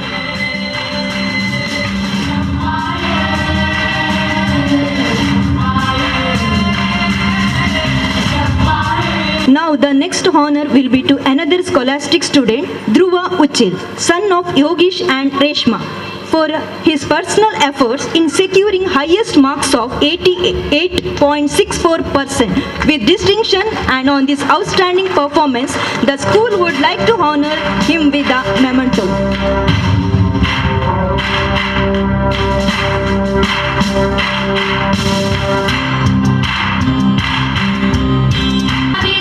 ಲೋಹಿತ್ ಕೆ, ಶ್ರೀ ಕೇಶವ ಕೆ ಮತ್ತು ಶ್ರೀಮತಿ ರೇವತಿ ಕೆ ಅವರ ಸುಪುತ್ರ. SSLC ಪರೀಕ್ಷೆಯಲ್ಲಿ 88.32 ಅಂಕಗಳೊಂದಿಗೆ ವಿಶಿಷ್ಟ ಶ್ರೇಣಿಯಲ್ಲಿ ತೇರ್ಗಡೆ ಹೊಂದಿರುತ್ತಾನೆ.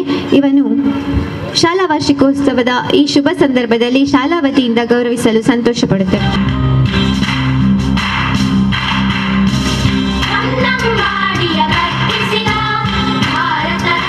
Now the next honor will be to another scholastic student, Sharanya, son of Chandrakanta and Amit, for her personal efforts in securing highest marks of 87.4%. On this outstanding performance, the school would like to honor her with a memento.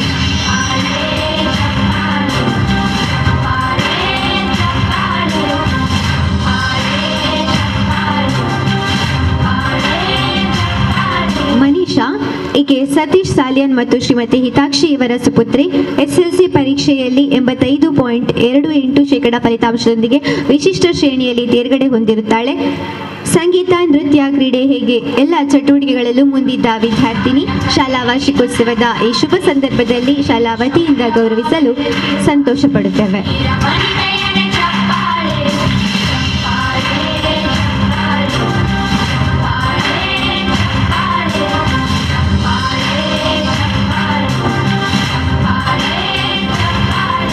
ಬಹುಮಾನ ಬಹುಮಾನವನ್ನು ಪಡೆದಂತಹ ಎಲ್ಲ ವಿದ್ಯಾರ್ಥಿಗಳಿಗೆ ಅಭಿನಂದನೆಗಳು, ವಿತರಿಸಿದ ಎಲ್ಲ ಗಣ್ಯರಿಗೂ ವಂದನೆಗಳು.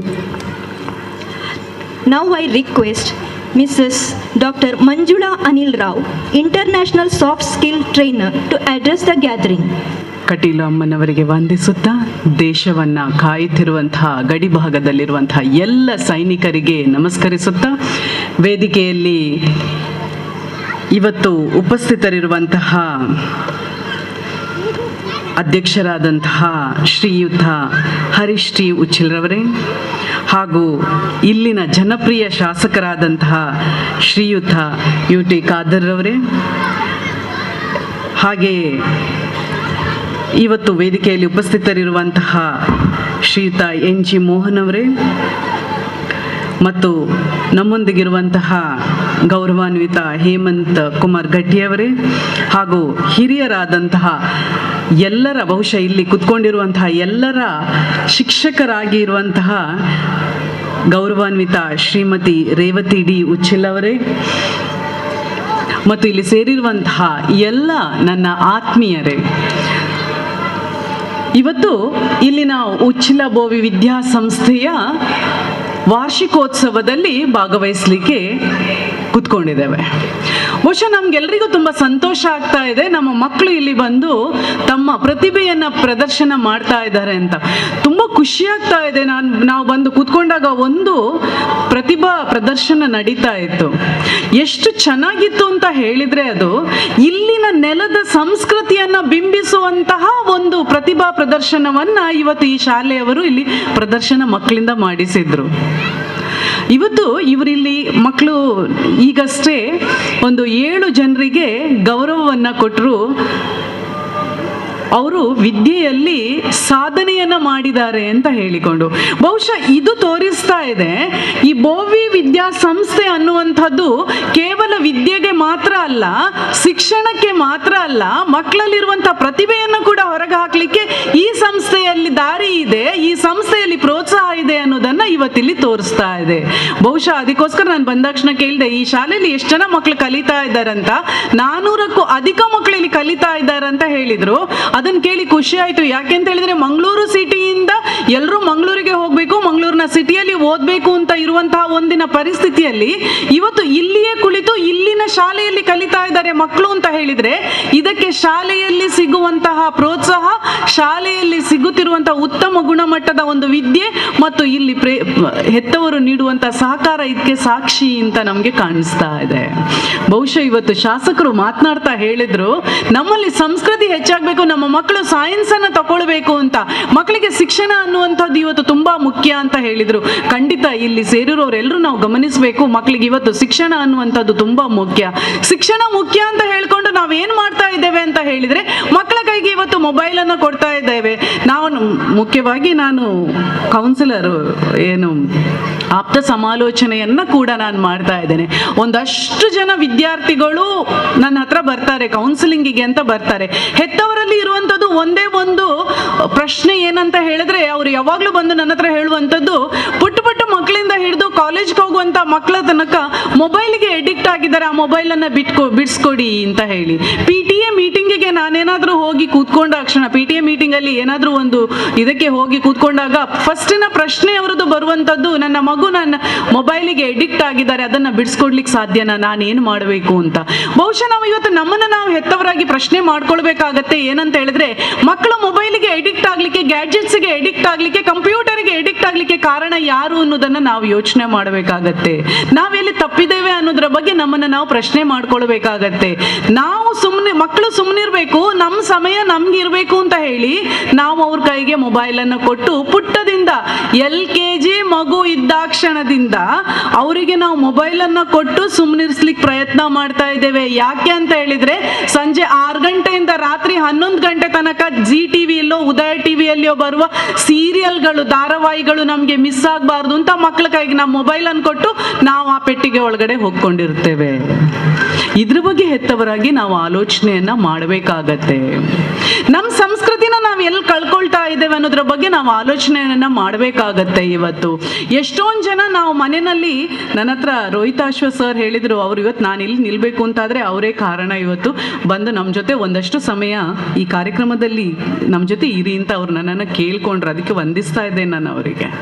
ಅವ್ರು ಹೇಳಿದ್ರು, ಇವತ್ತು ನೀವು ಒಂದು ಮಾತಾಡುವಾಗ ಮಕ್ಕಳ ಬಗ್ಗೆ ಮತ್ತು ಹೆತ್ತವ್ರ ಬಗ್ಗೆ ಮಾತಾಡಿ ಅಂತ ಹೇಳಿದ್ರು. ಹೆತ್ತವರಾಗಿ ನಾವು ಆಲೋಚನೆಯನ್ನು ಮಾಡ್ತೇವೆ ಏನಂತ ಹೇಳಿದ್ರೆ,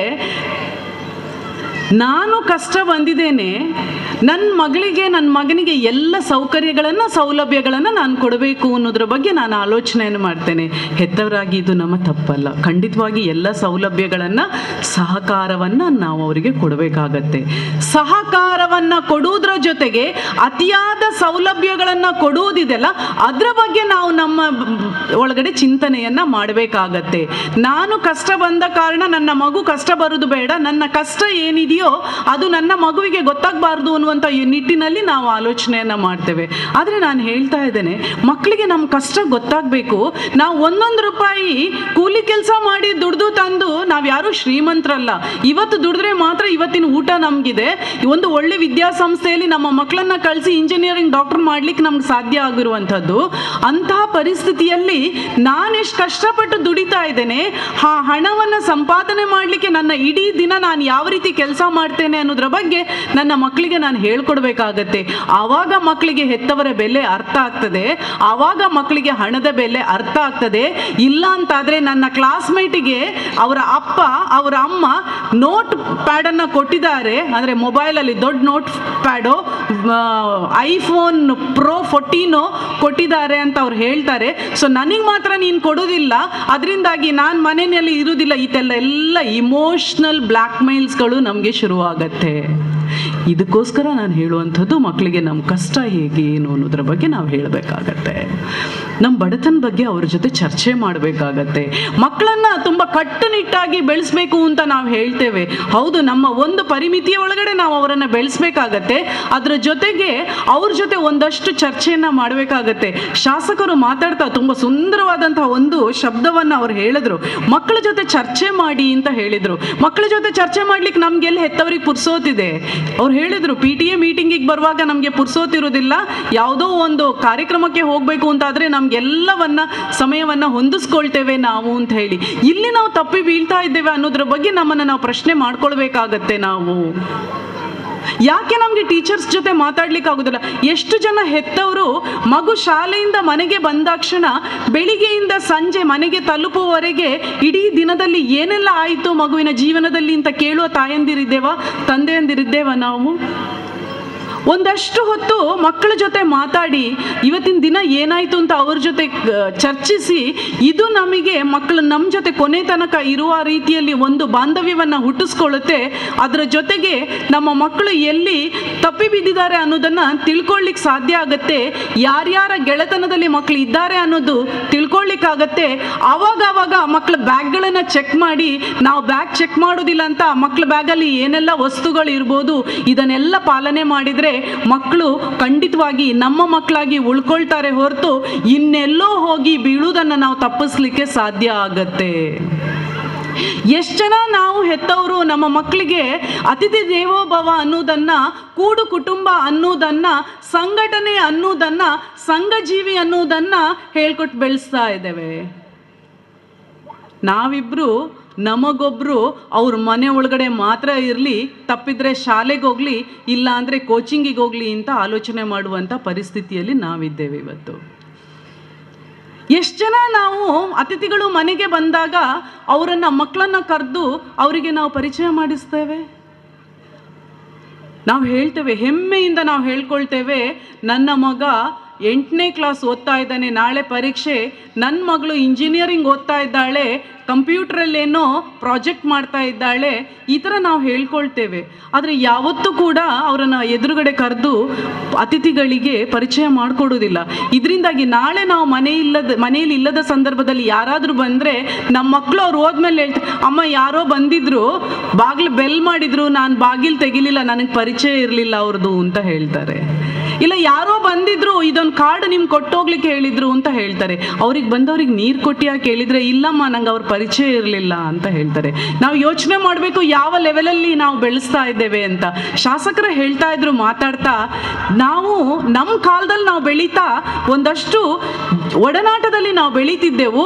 1 ಕಿಲೋಮೀಟ್ರು ಆ ಊರಿನ ಎಲ್ಲ ಜನರ ಪರಿಚಯ ನಮಗಿದೆ. ಇವತ್ತು ನೆಕ್ಸ್ಟ್ ಡೋರಲ್ಲಿ ಯಾರಿದ್ದಾರೆ ಅಂತ ನಮಗೆ ಗೊತ್ತಿಲ್ಲ ಅಂತ ಹೇಳಿ.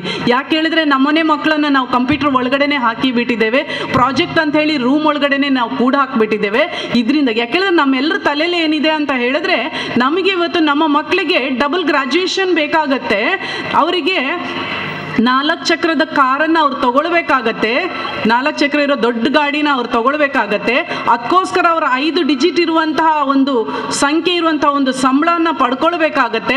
ಅದಾದಮೇಲೆ 3 ಬೆಡ್ರೂಮ್ ಇರುವಂತಹ ಒಂದು ಮನೆನ ಪಡ್ಕೊಳ್ಬೇಕು. ಆಮೇಲೆ ಅವ್ರನ್ನ ಮದುವೆ ಮಾಡಿ ಅವರಷ್ಟಕ್ಕೆ ಅವರು ಸೆಟ್ಲ್ ಆಗಬೇಕು. ಇಷ್ಟೇ ನಮ್ಮ ಯೋಚನೆ, ಕನಸು ಅನ್ನೋದು ಬಿಟ್ಟರೆ ಯಾವತ್ತೂ ಕೂಡ ಮಕ್ಕಳನ್ನ ನಮ್ಮ ಈ ದೇಶದ ಪ್ರಜೆಯನ್ನಾಗಿ, ಈ ಸಮಾಜದ ಬಗ್ಗೆ ಚಿಂತನೆಯನ್ನು ಮಾಡುವಂಥವನಾಗಿ ನಾವು ಯಾವತ್ತೂ ಬೆಳೆಸ್ಲಿಕ್ಕೆ ಆಲೋಚನೆಯನ್ನು ಮಾಡಿರಲಿಲ್ವಾ? ಕರ್ಕೊಂಡೋಗಿ ಸಂಬಂಧಿಕರ ಮನೆಗೆ ಕರ್ಕೊಂಡು ಹೋಗಿ ನೆರೆಯವ್ರ ಜೊತೆ ಕುತ್ಕೊಂಡು ಮಾತಾಡಿ, ನಿಮ್ಮ ಸಂಘಗಳಲ್ಲಿ, ನಿಮ್ಮ ಸಂಸ್ಥೆಗಳಲ್ಲಿ ಟೀಚರ್ಸ್ ಜೊತೆಲಿ, ಹಿರಿಯರ ಜೊತೆಲಿ ಅವ್ರ ಮಕ್ಕಳನ್ನ ಬೆರೆಸಿ ಅವ್ರ ಜೊತೆಲಿ ಮಾತಾಡಿ, ನೀವು ಮುಕ್ತವಾಗಿ ಚರ್ಚಿಸಿ.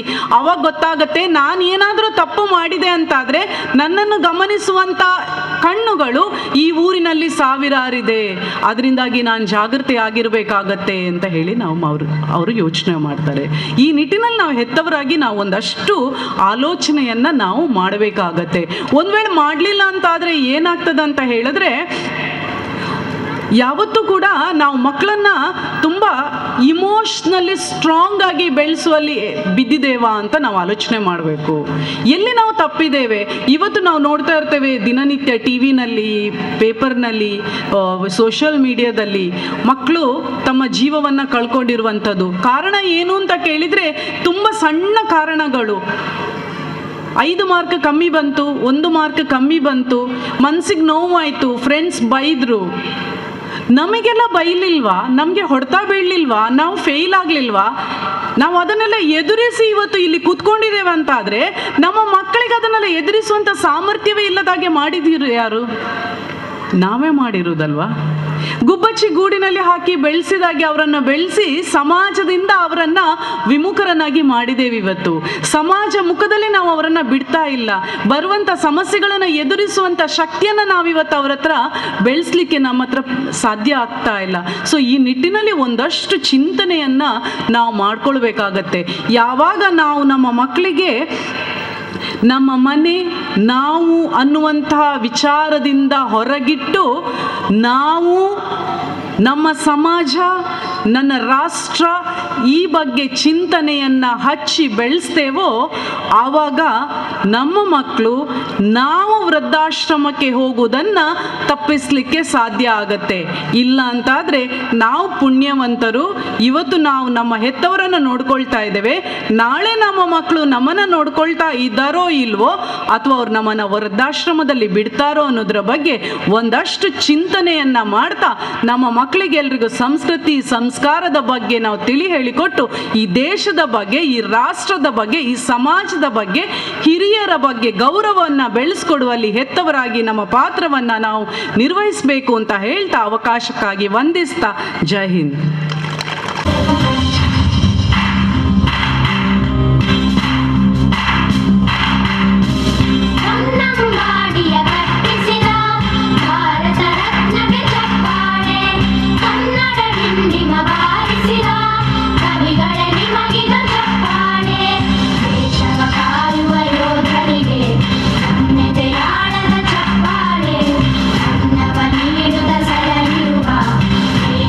ಯೋಗಿಗೆ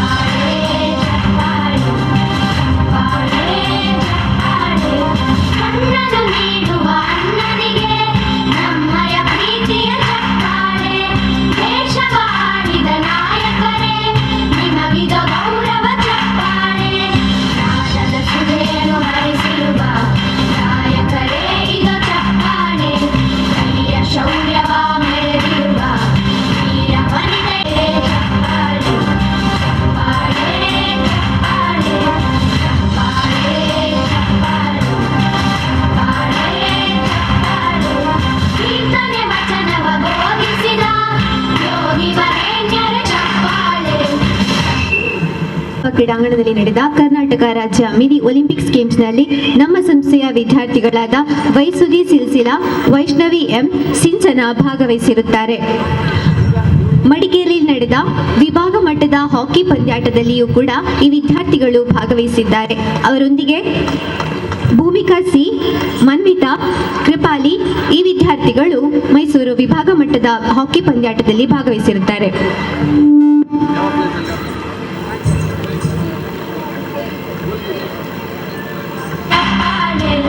ನಾಡಿನ ಪ್ರೀತಿಯ ಬೆಳಗಿಸಿದ ನಿಮಗಿದು ಹೆಮ್ಮೆಯ ಚಪ್ಪಾಳೆ, ಚಪ್ಪಾಳೆ, ಚಪ್ಪಾಳೆ, ಚಪ್ಪಾಳೆ, ಚಪ್ಪಾಳೆ,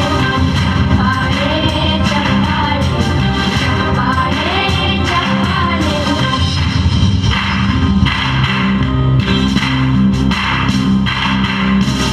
ಕನ್ನಂಬಾಡಿಯ ಕಟ್ಟಿಸಿದ ಭಾರತ ರತ್ನಗೆ ಚಪ್ಪಾಳೆ, ಕನ್ನಡ ಹಿಂಡಿಮ ಬಾರಿಸಿದ ಕವಿಗಳೇ ನಿಮಗಿದ ಚಪ್ಪಾಳೆ, ದೇಶವ ಕಾಯುವ ಯುವಕರಿಗೆ. ಶಿವಮೊಗ್ಗದಲ್ಲಿ ನಡೆದ ರಾಜ್ಯ ಮಟ್ಟದ ಫುಟ್ಬಾಲ್ ಪಂದ್ಯಾಟದಲ್ಲಿ ನಮ್ಮ ಸಂಸ್ಥೆಯ ವಿದ್ಯಾರ್ಥಿಗಳಾದ ಅದಿತಿ ಡಿ ಭಟ್, ಪೂರ್ವಿ, ಪ್ರೇಕ್ಷಾ, ಮನ್ಮಿತಾ, ಲಕ್ಷ್ಯ, ಶಿವಾನಿ, ಧ್ರುವಿ, ದಿಯಾ ಆರ್ ಉಚ್ಚಿ ದಕ್ಷಿಣ ಕನ್ನಡ ಜಿಲ್ಲಾ ತಂಡವನ್ನು ಪ್ರತಿನಿಧಿಸಿದ್ದರು. ಉತ್ತಮ ಪ್ರದರ್ಶನವನ್ನು ನೀಡಿ ದ್ವಿತೀಯ ಸ್ಥಾನವನ್ನು ಗಳಿಸಿರುತ್ತಾರೆ. ಚಪ್ಪಾಳೆ, ದೇಶವಾಡಿದ ನಾಯಕರೇ ನಿಮಗಿದ ಗೌರವ ಚಪ್ಪಾಳೆ, ನಾಟದ ಸುಧೆಯನ್ನು ಹರಿಸಿರು. ಕೋಟೆಗಾರು ವ್ಯವಸಾಯ ಬ್ಯಾಂಕ್ ವತಿಯಿಂದ ಹಾಗೂ ಉಮೇಶ್ ಉಚ್ಚಿಲ್ ಕೋಟೆಗಾರು ವ್ಯವಸಾಯ ಬ್ಯಾಂಕ್ ವತಿಯಿಂದ ಈ ವಿದ್ಯಾರ್ಥಿಗಳಿಗೆ ಶೂ ಹಾಗೂ ಉಮೇಶ್ ಉಚ್ಚಿಲ್ ಇವರ ವತಿಯಿಂದ ಫುಟ್ಬಾಲ್ ಕಿಟ್ ಬ್ಯಾಗ್ ಅನ್ನು ವಿತರಿಸಲಾಗುತ್ತಿದೆ.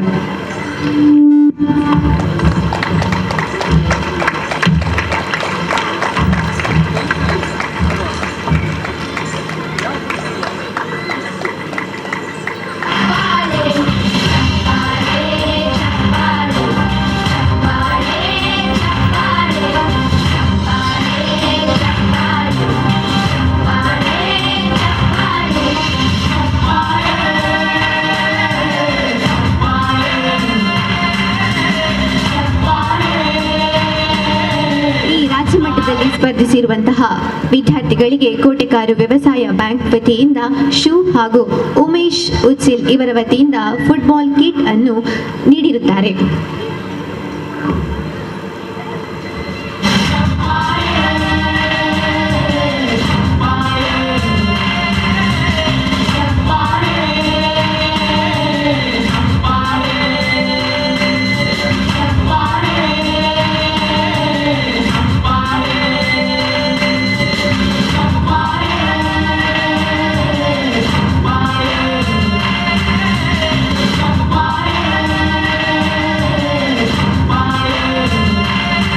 ಆಟಗಳಲ್ಲಿಯೂ ಭಾಗವಹಿಸಿ ಸಂಸ್ಥೆಯ ಹೆಸರನ್ನು ಬೆಳಗಿಸಿದ್ದಾರೆ.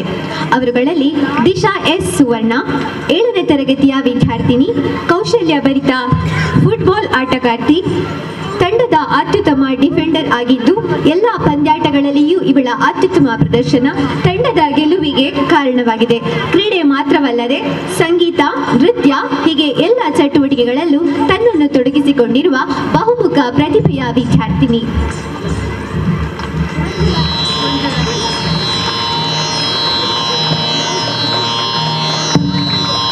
ರಾಷ್ಟ್ರಮಟ್ಟದ ಫುಟ್ಬಾಲ್ ಪಂದ್ಯಾಟದಲ್ಲಿಯೂ ಕೂಡ ಕರ್ನಾಟಕ ತಂಡವನ್ನು ಪ್ರತಿನಿಧಿಸಲಿದ್ದಾಳೆ. ಸಿಂಚನ 7ನೇ ತರಗತಿಯ ವಿದ್ಯಾರ್ಥಿನಿ, ದಕ್ಷಿಣ ಕನ್ನಡ ಜಿಲ್ಲಾ ಮಟ್ಟದ ಅತ್ಯುತ್ತಮ ಫುಟ್ಬಾಲ್ ಆಟಗಾರ್ತಿ, 100 ಮೀಟರ್ ವಿಭಾಗದಲ್ಲಿ ಉತ್ತಮ ಓಟಗಾರ್ತಿ, ಮಂಗಳೂರಿನ ನೆಹರು ಮೈದಾನದಲ್ಲಿ ನಡೆದ 24ನೇ ಇಂಡಿಪೆಂಡೆನ್ಸ್ ಕಪ್ ಫುಟ್ಬಾಲ್ ಟೂರ್ನಮೆಂಟ್ನಲ್ಲಿ ಇಡೀ ಪಂದ್ಯಾಕೂಟದಲ್ಲಿ ದಕ್ಷಿಣ ಕನ್ನಡ ಜಿಲ್ಲೆಯಲ್ಲಿ ಅತ್ಯುತ್ತಮ ಆಟಗಾರ್ತಿ ಎನ್ನುವ ಪ್ರಶಸ್ತಿಯನ್ನು ಪಡೆದುಕೊಂಡಿದ್ದಾಳೆ. ರಾಷ್ಟ್ರಮಟ್ಟದ ಫುಟ್ಬಾಲ್ ಪಂದ್ಯಾಟದಲ್ಲಿ ಕರ್ನಾಟಕ ತಂಡವನ್ನು ಪ್ರತಿನಿಧಿಸಲಿದ್ದಾಳೆ. ಭೂಮಿಕಾ ಎನ್ ಕೊಟ್ಟಾರಿ 8ನೇ ತರಗತಿಯ ವಿದ್ಯಾರ್ಥಿನಿ, ನಮ್ಮ ಶಾಲಾ ಹಾಕಿ ತಂಡದ ನಾಯಕಿ, ಕರ್ನಾಟಕ ರಾಜ್ಯ ಫುಟ್ಬಾಲ್ ತಂಡದ ನಾಯಕಿ ಮತ್ತು ರಾಷ್ಟ್ರ ಮಟ್ಟದಲ್ಲಿ ನಡೆಯಲಿರುವ ಫುಟ್ಬಾಲ್ ಪಂದ್ಯಾಟದಲ್ಲಿ ಕರ್ನಾಟಕ ತಂಡವನ್ನು ಪ್ರತಿನಿಧಿಸಲಿರುವಳು. ತಾಲೂಕು ಮಟ್ಟ, ಜಿಲ್ಲಾ ಮಟ್ಟದ 100 ಮೀಟರ್ ಮತ್ತು 80 ಮೀಟರ್ ಹರ್ಡಲ್ಸ್ನಲ್ಲಿ ವೈಯಕ್ತಿಕ ಚಾಂಪಿಯನ್ಶಿಪ್ ಅನ್ನು ಪಡೆದಿರುತ್ತಾಳೆ. ಬೆಂಗಳೂರಿನಲ್ಲಿ ನಡೆದ ರಾಜ್ಯ ಮಟ್ಟದ ಮಿನಿ ಒಲಿಂಪಿಕ್ ಗೇಮ್ಸ್ನಲ್ಲಿ ಭಾಗವಹಿಸಿರುತ್ತಾಳೆ. ಕೊಟ್ಟಾರಿ, ಪ್ರತೀಕ್ ಎನ್ ಕೊಟ್ಟಾರಿ ನಮ್ಮ ಶಾಲಾ ನಾಯಕ, 10ನೇ ತರಗತಿಯ ವಿದ್ಯಾರ್ಥಿ.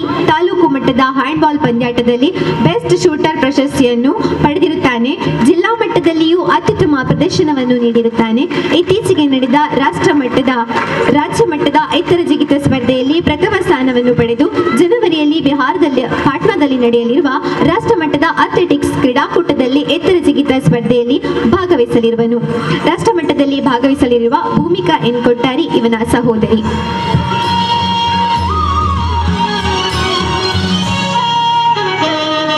Shield will be given by the family of late Sri Narayan K. Uchil Talabadi as a gesture of remembering him for his great contribution to the school. He was born on the same year when our reputed school was established, and also he had blessed centennial ceremony of our institution with his gracious presence.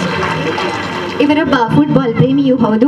ಇಂದು ನಮ್ಮ ಸಂಸ್ಥೆಯು ವಿಶಾಲ ಕ್ರೀಡಾಂಗಣವನ್ನು ಹೊಂದಿದೆ ಎಂದರೆ ಅದನ್ನು ದೊರಕಿಸಿಕೊಡುವಲ್ಲಿ ಅವರ ಶ್ರಮವು ಮಹತ್ತರವಾದುದು. ಈ ಒಂದು ರೋಲಿಂಗ್ ಶೀಲ್ಡ್ ಮುಂದಿನ ವರ್ಷದಿಂದ ಎಲ್ಲ ಕ್ರೀಡಾಕೂಟಗಳಲ್ಲಿ ಅತ್ಯುತ್ತಮ ನಿರ್ವಹಣೆ ತೋರಿದ ತಂಡವು ಪಡೆಯಲಿದೆ. I am extremely happy to announce the winner of this rolling shield. This time, the yellow group has bagged the rolling trophy.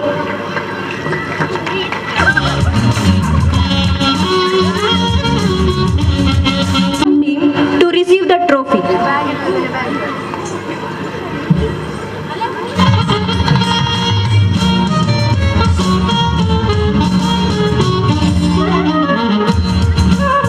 ಜೀವನದಲ್ಲಿ ಏನನ್ನಾದರೂ ಸಾಧಿಸುವ ಗುರಿ ಇದ್ದಾಗ, ಹಿಂದೆ ಗುರುವಿನ ಬೆಂಬಲ ಇದ್ದಾಗ ಜೀವನದಲ್ಲಿ ಖಂಡಿತ ಸಾಧನೆಯನ್ನು ಮಾಡಬಹುದು. ಇಂದು ನಮ್ಮ ಸಂಸ್ಥೆಯ ವಿದ್ಯಾರ್ಥಿಗಳು ಕ್ರೀಡೆಯಲ್ಲಿ ರಾಷ್ಟ್ರ ಮಟ್ಟದಲ್ಲಿ ಸಾಧನೆಯನ್ನು ಮಾಡುತ್ತಿದ್ದಾರೆ ಎಂದರೆ ಅದರ ಹಿಂದೆ ನಮ್ಮ ಕ್ರೀಡಾ ತರಬೇತುದಾರರಾದ ಸಂದೀಪ್ ರಾಜ್ ಮಾಡೂರು ಅವರ ಶ್ರಮ ಪ್ರಮುಖವಾದುದು. ವಿದ್ಯಾರ್ಥಿಗಳಿಗೆ ಅವರು ನೀಡುತ್ತಿರುವ ಪ್ರೋತ್ಸಾಹ, ಮಾರ್ಗದರ್ಶನ ಎಲ್ಲವೂ ಕೂಡ ಈ ಎಲ್ಲ ಗೆಲುವಿಗೆ ಕಾರಣವಾಗಿದೆ ಹಾಗೂ ನಮ್ಮ ವಿದ್ಯಾರ್ಥಿಗಳು ಸಾಧನೆಯನ್ನ ಮಾಡಲು ಸಾಧ್ಯವಾಗಿದೆ.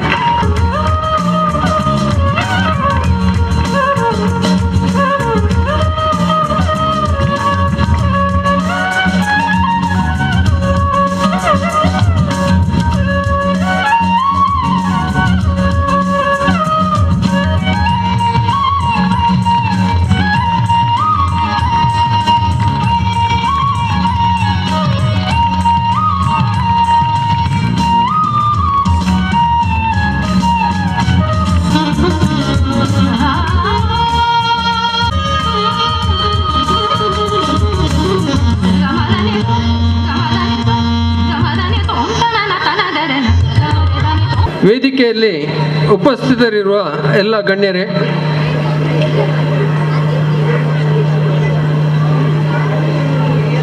ನೆರೆದಿರುವ ಎಲ್ಲ ಸಭಾಸದರೇ, ಬಂಧುಗಳೇ, ವಿದ್ಯಾರ್ಥಿಗಳೇ ಮತ್ತು ಶಿಕ್ಷಕರೇ, ಸಮಯ ಮೀರ್ತಾ ಇದೆ. ಹೆಚ್ಚು ಮಾತಾಡಲಿಕ್ಕೆ ನಾನು ಹೋಗೋದಿಲ್ಲ. ಒಂದು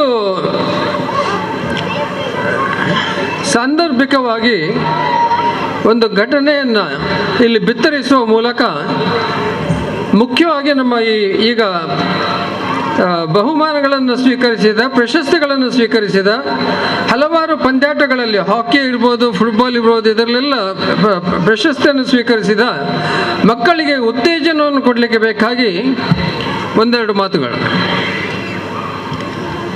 ಅಮೆರಿಕ ದೇಶದಲ್ಲಿ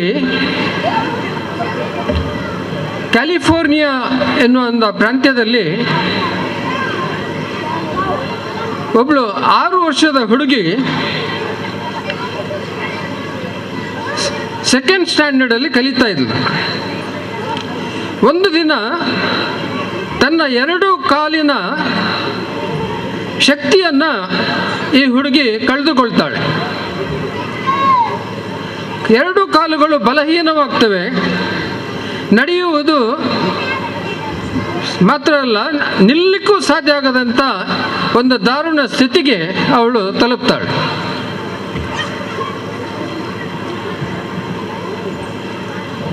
ಅವಳನ್ನು ಕೂಲಂಕುಷವಾಗಿ ಪರಿಶೀಲಿಸಿದ ವೈದ್ಯರು ಕೊನೆಗೆ ಹೇಳ್ತಾರೆ, ಇನ್ನು ಈ ಜೀವಮಾನದಲ್ಲಿ ಅವಳು ನಡೀಲಿಕ್ಕೆ ಸಾಧ್ಯ ಇಲ್ಲ. ಯಾಕೆಂದರೆ ಅವಳು ಪೋಲಿಯೋ ಬಾಧಿತಳಾಗಿದ್ದಾಳೆ. ಅವಳ ಕಾಲಿಗೆ ಇನ್ನು ಪುನಃ ಶಕ್ತಿ ಬರುವುದು ಅಸಾಧ್ಯ. ಅಂತ ಹೇಳಿ ಅವಳಿಗೆ ಚಿಕಿತ್ಸೆಯನ್ನು ಸ್ವಲ್ಪ ಕೊಟ್ಟು ಅವಳ ಕಾಲಿಗೆ ಕ್ಯಾಲಿಸ್ಪರ್ಸ್ ಅಂತ ಹೇಳ್ತಾರೆ, ಅಲ್ಯೂಮಿನಿಯಂ ಪಟ್ಟಿಗಳು, ಅವುಗಳನ್ನು ಹಾಕಿ ಅವಳನ್ನು ಮನೆಗೆ ಕಳಿಸ್ತಾರೆ. ಅವಳ ಹೆತ್ತ ತಂದೆ ತಾಯಿಯವರಿಗೆ ಇದೊಂದು ದೊಡ್ಡ ಆಘಾತ. ತಮ್ಮ ಮಗಳು ಇಂಥ ಒಂದು ದಾರುಣ ಸ್ಥಿತಿಯಲ್ಲಿ ಹಾಸಿಗೆನ ಹಿಡಿಬೇಕಾಯ್ತಲ್ಲ, ಜೀವನ ಪರ್ಯಂತ ಇನ್ನು ಅವಳು ಮಲಗಿದಲ್ಲೇ ಇರಬೇಕಾಗ್ತದೆ ಎನ್ನುವಂಥ ಒಂದು ದುಃಖ. ಆದರೆ ಜೀವನ ನಡೀಬೇಕು. ಅವರಿಬ್ಬರು ಕೆಲಸಕ್ಕೆ ಹೋಗುವವರು. ಬೆಳಿಗ್ಗೆ ಕೆಲಸಗಳನ್ನೆಲ್ಲ ಮುಗಿಸಿ ಅವಳನ್ನು ಹಾಸಿಗೆಯಲ್ಲಿ ಮಲಗಿಸಿ ಅವಳ ಕಾಲಿಗೆ ಕ್ಯಾಲಿಸ್ಪರನ್ನು ಕಟ್ಟಿ ಅವರು ಕೆಲಸಕ್ಕೆ ಹೋಗ್ತಾ ಇದ್ರು. ಈ ಹುಡುಗಿ ತನ್ನಷ್ಟಕ್ಕೆ ಯೋಚಿಸಿದ್ಲು, ನಾನೇನು ಜೀವನ ಪರ್ಯಂತ ಹೀಗೆ ಇರಬೇಕಾ? ಇರಬಾರ್ದು, ನಾನು ಪ್ರಯತ್ನ ಮಾಡಬೇಕು ಅಂತೇಳಿ ಅವಳು ನಿರ್ಧರಿಸ್ತಾಳೆ. ತನ್ನ ಕಾಲುಗಳಲ್ಲಿ ಹೇಗಾದರೂ ಮಾಡಿ ನಾನು ನಿಲ್ಲುವಂಥ ಸ್ಥಿತಿಗಾರ ನಾನು ಬರಬೇಕು, ಡಾಕ್ಟ್ರು ಏನೇ ಹೇಳಲಿ ನನ್ನ ಪ್ರಯತ್ನವನ್ನು ನಾನು ಮಾಡ್ತೇನೆ ಅಂತ ಹೇಳಿ ಅವಳ ಹಾಸಿಗೆ ಅವರ ಕಿಟಕಿಯ ಪಕ್ಕದಲ್ಲೇ ಇತ್ತು. ಆ ಕಿಟಕಿಯ ಸರಳುಗಳನ್ನು ಹಿಡಿದುಕೊಂಡು ಕ್ಯಾಲಿಸ್ಪರ್ಸ್ ಹಾಕಿರುವ ಒಂದು ಅಲ್ಯೂಮಿನಿಯದ ಪಟ್ಟಿ ಇರುವಂಥ ಕಾಲುಗಳಲ್ಲಿ ಭಾರ ಹಾಕಿ ನಿಲ್ಲುವಂಥ ಒಂದು ಪ್ರಯತ್ನವನ್ನು ಈ ಹುಡುಗಿ ಮಾಡ್ತಾಳೆ. ಆದರೆ ಮಾಡಿದಷ್ಟು ಸಾರಿ ಅವಳು ಕೆಳಗೆ ಬಿದ್ದು ಬೀಳ್ತಾಳೆ, ನೋವು ಆಗ್ತದೆ.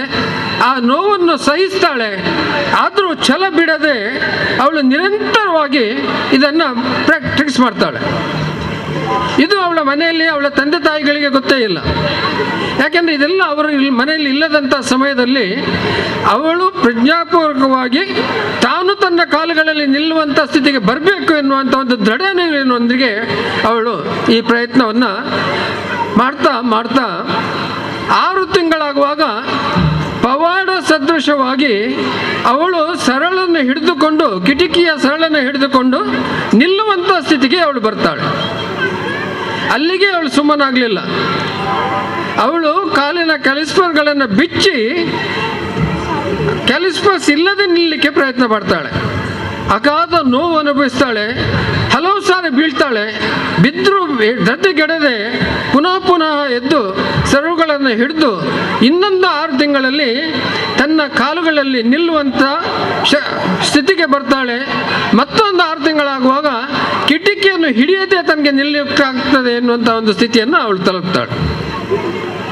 ಆಮೇಲೆ ಇದನ್ನು ಅವಳ ತಂದೆಗೆ ಹೇಳ್ತಾಳೆ, ಅಪ್ಪ, ನಾನು ನನ್ನ ಕಾಲಿನಲ್ಲಿ ನಿಲ್ಲಕ್ಕೆ ಆಗಿದೆ, ಸಾಧ್ಯ ಆಗಿದೆ ನನಗೆ.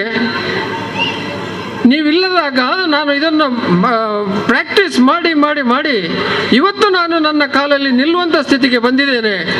ಆದ್ದರಿಂದ ನನ್ನನ್ನು ಪುನಃ ಶಾಲೆಗೆ ಸೇರಿಸಿ ಅಂತಾಳೆ. ಅವಳ ತಂದೆಗೆ ಕಣ್ಣೀರು ಬರ್ತದೆ. ಮಗಳ ಮೇಲೆ ಅಗಾಧ ಪ್ರೀತಿ ಹುಟ್ಟುತ್ತದೆ, ಹೆಮ್ಮೆ ಹುಟ್ಟುತ್ತದೆ ಮಗಳ ಮೇಲೆ. ಇಂಥ ಒಂದು ಮಗಳು ನನಗೆ ಹುಟ್ಟಿದಾಳಲ್ಲ ಅಂಥೇಳಿ ಅವಳನ್ನು ಶಾಲೆಗೆ ಕರೆದುಕೊಂಡು ಹೋಗಿ ಶಾಲೆಯಲ್ಲಿ ಅವರ ಗೇಮ್ಸ್ ಟೀಚರಿಗೆ ಈ ಅವಳ ಸಂಗತಿಯನ್ನೆಲ್ಲ ಹೇಳಿ ಅವರು ಹೇಳ್ತಾರೆ, ನೀವು ಪ್ರಯತ್ನ ಪಟ್ಟರೆ ಅವಳು ನಡೀಲಿಕ್ಕೆ ಸಾಧ್ಯ ಆಗ್ಬೋದು. ಅವಳ ಕೈ ಹಿಡಿದು ನಾನು ಮನೆಯಲ್ಲಿ ನಡೆಸಿದ್ದೇನೆ. ಆದ್ದರಿಂದ ನೀವು ಸ್ವಲ್ಪ ಪ್ರಯತ್ನ ಪಟ್ಟರೆ ಅವಳು ಚೆನ್ನಾಗಿ ನಡೀಲಿಕ್ಕೆ ಆಗ್ಬೋದು ಅಂತ ಹೇಳ್ತಾಳೆ. ಅವಳ ಕಥೆಯನ್ನು ಕೇಳಿದ ಆ ಶಿಕ್ಷಕ ಹೇಳ್ತಾನೆ, ಅವಳಲ್ಲಿ ದೃಢ ವಿಶ್ವಾಸ ಇದೆ, ಅವಳ ಮೇಲೆ ಅವಳಿಗೆ ಅಚಲ ನಂಬಿಕೆ ಇದೆ. ಆದ್ದರಿಂದ ನಾನು ಅವಳು ಕೇವಲ ನಡೆಯುವುದಲ್ಲ, ಒಬ್ಬಳು ಓಟಗಾರ್ತಿಯಾಗುವಾಗ ನಾನು ಖಂಡಿತವಾಗಿ ಮಾಡ್ತೇನೆ ಅಂತೇಳಿ ಅಂದಿನಿಂದ ಅವಳಿಗೆ ಬಹಳಷ್ಟು ಟ್ರೈನಿಂಗನ್ನು ಕೊಡ್ತಾನೆ. ಹುಡುಗಿ 10th ಸ್ಟ್ಯಾಂಡರ್ಡ್ಗೆ ತಲುಪುವಾಗ ಅವಳ ಶಾಲೆಯಲ್ಲಿ ಅತ್ಯಂತ ವೇಗದ ಓಟಗಾರ್ತಿ ಆಗ್ತಾಳೆ. ಮುಂದಕ್ಕೆ ಅವಳನ್ನು ಹೆಚ್ಚಿನ ಟ್ರೈನಿಂಗಿಗೆ ಬೇಕಾಗಿ ಫ್ಲೋರಿಡಾ ಪ್ರಾಂತ್ಯಕ್ಕೆ ಕಳಿಸ್ತಾರೆ. ಅಲ್ಲಿದ್ದ ಒಂದು ಸ್ಪೋರ್ಟ್ಸ್ ಅಕಾಡೆಮಿಯಲ್ಲಿ ಅವಳನ್ನು ಸೇರಿಸ್ತಾರೆ. ತನ್ನ 16ನೇ ವರ್ಷ ಪ್ರಾಯದಲ್ಲಿ ಈ ಹುಡುಗಿ ಪೋಲಿಯೋ ಬಾಧಿತಳಾಗಿ ನಿಲ್ಲಿಕ್ಕೂ ಆಗದಿದ್ದಂಥ ಹುಡುಗಿ ಅಮೆರಿಕ ದೇಶದ ಅತ್ಯಂತ ವೇಗದ ಓಟಗಾರ್ತಿ ಆಗ್ತಾಳೆ. ಮಕ್ಕಳು, ಇದು ಕಟ್ಟುಕತೆ ಅಲ್ಲ, ಇದು ನಿಜವಾಗಿ ನಡೆದಂಥ ಒಂದು ಸಂಗತಿ. ಅಮೆರಿಕ ದೇಶದ ಮುಂಬರುವ ಒಲಿಂಪಿಕ್ಸ್ನಲ್ಲಿ, ರಷ್ಯಾದಲ್ಲಿ ನಡೆದಂಥ ಒಲಿಂಪಿಕ್ಸ್ನಲ್ಲಿ ಭಾಗವಹಿಸುವಂಥ ಒಂದು ಅವಕಾಶ ಅವಳಿಗೆ ಸಿಗ್ತದೆ. ಆ ಒಲಿಂಪಿಕ್ಸ್ನಲ್ಲಿ ಈ ಹುಡುಗಿ 3 ಚಿನ್ನದ ಪದಕಗಳನ್ನು ಗಳಿಸ್ತಾಳೆ. 100 ಮೀಟರ್ಸ್ ಓಟ, 200 ಮೀಟರ್ ಓಟ ಮತ್ತು ರಿಲೇ. 100 ಮೀಟರ್ಸ್ ಓಡಿ ಅವಳು ಪ್ರಥಮ ಗೋಲ್ಡ್ ಮೆಡಲ್ ಪಡಿತಾಳೆ. 200 ಮೀಟರ್ ಓಟದಲ್ಲೂ ಗೋಲ್ಡ್ ಮೆಡಲ್ ಸಿಗ್ತದೆ ಅವಳಿಗೆ. ಕೊನೆಗೆ ರಿಲೇ ಟೀಮ್ 4x100 ಮೀಟರ್ಸ್ ರಿಲೇಯಲ್ಲಿ ಇವಳು 4ನೇ ಕೊನೆಯ ಓಟಗಾರ್ತಿ. 3ನೇ ಹುಡುಗಿ ಚೆನ್ನಾಗಿ ಓಡಿದ್ಲು, ಆದರೆ ವ್ಯಾನೆಟನ್ನು ಹ್ಯಾಂಡ್ ಓವರ್ ಮಾಡುವ ಸಮಯದಲ್ಲಿ ತಪ್ಪಿ ಅದು ಕೆಳಗೆ ಬೀಳ್ತದೆ. ಜೊತೆಗೆಡೆದ ಈ ಹುಡುಗಿ ಕೆಳಗೆ ಬಿದ್ದ ಎತ್ತಿಕೊಂಡು ಇದು ತನ್ನ ಜೀವನದ ಓಟ ಎನ್ನುವಂಥ ರೀತಿಯಲ್ಲಿ ಶರವೇಗದಿಂದ ಓಡಿ ಅದರಲ್ಲೂ ಕೂಡ ಒಂದು ಚಿನ್ನದ ಪದಕವನ್ನು ಗಳಿಸ್ತಾಳೆ. 3 ಚಿನ್ನದ ಪದಕಗಳನ್ನು ಈ ಹುಡುಗಿ ಗಳಿಸ್ತಾಳೆ. ಅವಳ ಹೆಸರು ವಿಲ್ಮಾ ಲಿಂಡ್ಸೆ. ಇಂಥ ಒಂದು ಅಪ್ರತಿಮ ಸಾಧನೆಯನ್ನು 2 ಕಾಲುಗಳ ಶಕ್ತಿಯನ್ನು ಕಳೆದುಕೊಂಡಂಥ ಒಂದು ಹುಡುಗಿ ಮಾಡಲಿಕ್ಕೆ ಸಾಧ್ಯ ಇದ್ದರೆ, ನಿಮ್ಮಂಥವರು 2 ಕಾಲು ಕೈ ಎಲ್ಲವೂ ಸರಿ ಇಂಥವರು ನೀವು ಪ್ರಯತ್ನ ಪಟ್ಟರೆ ಇವತ್ತು ಇಲ್ಲಿ ಸಿಕ್ಕಿದಂಥ ಬಹುಮಾನಗಳು ಮಾತ್ರ ಅಲ್ಲ, ಇದಕ್ಕಿಂತ ಬಹಳ ಎತ್ತರಕ್ಕೆ ನೀವು ಹೋಗಲಿಕ್ಕೆ ಸಾಧ್ಯ ಇದೆ. ಒಂದು ದೇಶದ ಅಪ್ರತಿಮ ಓಟಗಾರ್ತಿಯರಾಗಿ, ಆಟಗಾರ್ತಿಯರಾಗಿ ನೀವು ವಿಜೃಂಭಿಸಲಿಕ್ಕೆ ಸಾಧ್ಯ ಇದೆ ಅಂತೇಳಿ ಹೇಳ್ತಾ, ಅವಳಂಥ ಒಂದು ಸ್ಫೂರ್ತಿ ನಿಮಗೆ ಬರಲಿ ಅಂತ ನಾನು ಆಶಿಸ್ತೇನೆ. ಮಕ್ಕಳೇ, ಇದೆಲ್ಲವನ್ನು ಸಾಧ್ಯ ಯಾಕೆಂದರೆ ನಾವು ಇಂಪಾಸಿಬಲ್ ಎನ್ನುವುದನ್ನು ಮರೆತು ಬಿಡಬೇಕು. ಅಸಾಧ್ಯ ಎನ್ನುವಂಥ ಶಬ್ದವನ್ನು ನಾವು ಮರೆತಾಗ, ಎಲ್ಲವೂ ನಮ್ಮಿಂದ ಸಾಧ್ಯ ಅಂತೇಳಿ ನಾವು ಭಾವಿಸಿದಾಗ ಜೀವನದಲ್ಲಿ ನಾವು ಏನನ್ನು ಸಾಧಿಸಲಿಕ್ಕೆ ಸಾಧ್ಯ ಎನ್ನುವುದನ್ನು ನೀವು ಮಕ್ಕಳು ತಿಳಿದುಕೊಳ್ಬೇಕು. ಆ ಮೂಲಕ ನೀವು ಜೀವನದಲ್ಲಿ ಯಶಸ್ಸಿನ ಹಾದಿ ಹಿಡಿಯಲಿಕ್ಕೆ ಸಾಧ್ಯ ಇದೆ. 3 ವರ್ಷಗಳ ಹಿಂದೆ ಇದೇ ಸ್ಥಳದಲ್ಲಿ ನಾವು ಈ ಶಾಲೆಯ ಶತಮಾನೋತ್ಸವವನ್ನು ಆಚರಿಸಿದ್ದೇವೆ. ಆ ಶತಮಾನೋತ್ಸವ ಸಮಿತಿ ಒಂದು ನಿರ್ಧಾರಕ್ಕೆ ಬಂದಿದೆ.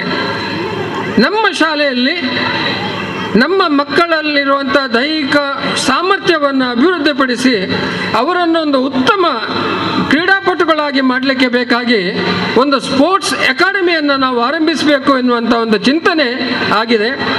ಬಹುಶಃ ಇವತ್ತು ನಮ್ಮ ಮಕ್ಕಳು ರಾಜ್ಯ ಮಟ್ಟದಲ್ಲಿ ಮಾತ್ರ ಅಲ್ಲ, ರಾಷ್ಟ್ರ ಮಟ್ಟಕ್ಕೆ ನಾವು ಹೋಗುತ್ತಿರುವುದನ್ನು ಕಾಣುವಾಗ ನಮ್ಮ ಕನಸು, ಈ ಸ್ಪೋರ್ಟ್ಸ್ ಅಕಾಡೆಮಿಯ ಕನಸು, ಅದು ಖಂಡಿತವಾಗಿಯೂ ನನಸಾಗಬೇಕು ಅಂತೇಳಿ ನಾನು ಭಾವಿಸ್ತೇನೆ. ಅದಕ್ಕೆ ನಾವೆಲ್ಲರೂ ಪ್ರಯತ್ನ ಮಾಡೋಣ. ಹಿಂದೆ ನಮ್ಮ ಈ ಸಮುದಾಯ ಹೇಗೆ ಆಟೋಟದಲ್ಲಿ ಮುಂದಿದ್ರ, ನಮ್ಮಲ್ಲಿ ಇದ್ದಂಥ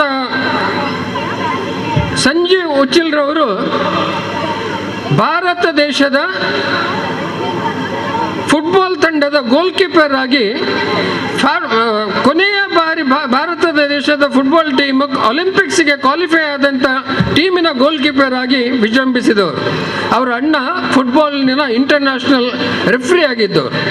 ಇನ್ನೊಬ್ಬರು ಗೋಲಿ ಸೀನಪ್ಪ ಅಂದಲೇ ಖ್ಯಾತಿ ಪಡೆದವರು. ಹೀಗೆ ಹಲವಾರು ಮಂದಿ ನಮ್ಮಲ್ಲಿ ಉತ್ತಮ ಶಟಲ್ ಪ್ಲೇಯರ್ಸ್ ಇದ್ರು, ಬ್ಯಾಡ್ಮಿಂಟನ್ ಪ್ಲೇಯರ್ಸ್ ಇದ್ರು, ಟೇಬಲ್ ಟೆನ್ನಿಸ್ ಪ್ಲೇಯರ್ಸ್ ರಾಜ್ಯ ಮಟ್ಟದಲ್ಲಿ ವಿಜೃಂಭಿಸಿದವರು ಹಲವು ಮಂದಿ ಇದ್ದಾರೆ. ತಾರನಾಥ್ ಅವರು ಟೇಬಲ್ ಟೆನ್ನಿಸ್ನಲ್ಲಿ ರಾಜ್ಯ ಮಟ್ಟದಲ್ಲಿ ಪ್ರಶಸ್ತಿಗಳನ್ನು ಪಡೆದಿದ್ದರು. ಸೋಮನಾಥ್ ಎನ್ನುವರು ಹಲವಾರು ಪ್ರಶಸ್ತಿಗಳನ್ನು, ಸೋಮಪ್ಪನವರು ಹಲವಾರು ಪ್ರಶಸ್ತಿಗಳನ್ನು ಪಡೆದಿದ್ದರು. ಅಂಥ ಒಂದು ವೈಭವ ಕ್ರೀಡಾ ಕ್ಷೇತ್ರದಲ್ಲಿ ನಮ್ಮ ಈ ಸಮಾಜದಲ್ಲಿ ಮರುಕಳಿಸಲಿಕ್ಕೆ ಈ ಒಂದು ಯೋಜನೆ ನಾವು ಹಾಕಿಕೊಂಡ ಯೋಜನೆ ಅದು ಪೂರಕವಾಗಲಿ, ಅದರಿಂದ ಹೆಚ್ಚು ಸಾಧಕರು ಇಲ್ಲಿ ಹುಟ್ಟಿ ಬರಲಿ ಅಂತೇಳಿ ಆಶಿಸ್ತಾ ನಿಮಗೆಲ್ಲರಿಗೂ ಶುಭವನ್ನು ಹಾರೈಸುತ್ತೇನೆ. ನಮಸ್ಕಾರ. ನಿಮಗೆಲ್ಲರಿಗೂ ನನ್ನ ಆತ್ಮೀಯ ವಂದನೆಗಳು. ಶಾಲಾ ವಾರ್ಷಿಕೋತ್ಸವದ ಈ ಶುಭ ದಿನದಲ್ಲಿ ನನಗೆರಡು ಮಾತನಾಡುವ ಅವಕಾಶ ನನ್ನ ಶಾಲೆಯಲ್ಲಿ ಸಿಕ್ಕಿದ್ದಕ್ಕೆ ನಾನು ಅತ್ಯಾನಂದ ಪಡುತ್ತೇನೆ. 1953ರಿಂದ 1960ರವರೆಗೆ ಈ ಶಾಲೆಯ ವಿದ್ಯಾರ್ಥಿನಿಯಾಗಿ 1966ರಿಂದ 1997ರವರೆಗೆ ಶಿಕ್ಷಕಿಯಾಗಿ 1998ರಿಂದ 2004ರವರೆಗೆ ಮುಖ್ಯೋಪಾಧ್ಯಾಯಿನಿಯಾಗಿ ದುಡಿದು ನಿವೃತ್ತಿ ಹೊಂದಿ 18 ವರ್ಷಗಳಾದರೂ ಈಗಲೂ ನೀವು ನನ್ನ ಮೇಲೆ ಪ್ರೀತಿ ಇಟ್ಟು ನನ್ನನ್ನಿಲ್ಲಿ ಕರೆಯುವುದನ್ನು ನೋಡುವಾಗ ನನಗಾಗುವ ಆನಂದ ಅಷ್ಟಿಷ್ಟಲ್ಲ. ನನ್ನಂತೆ ಈ ಶಾಲೆಯಲ್ಲಿ ಕಲಿತಿರುವ ಸಾವಿರಾರು ಮಂದಿ ವಿದ್ಯಾರ್ಥಿಗಳನ್ನು ಈ ಸ್ಥಳಕ್ಕೆ ತರುವಂತಹ ಶಕ್ತಿ ಒಂದು ಇದ್ದರೆ ಅದು ಶಿಕ್ಷಕರಿಗೆ ಹೊರತು ಬೇರೆ ಯಾರಿಗೂ ಇರಲಾರದು.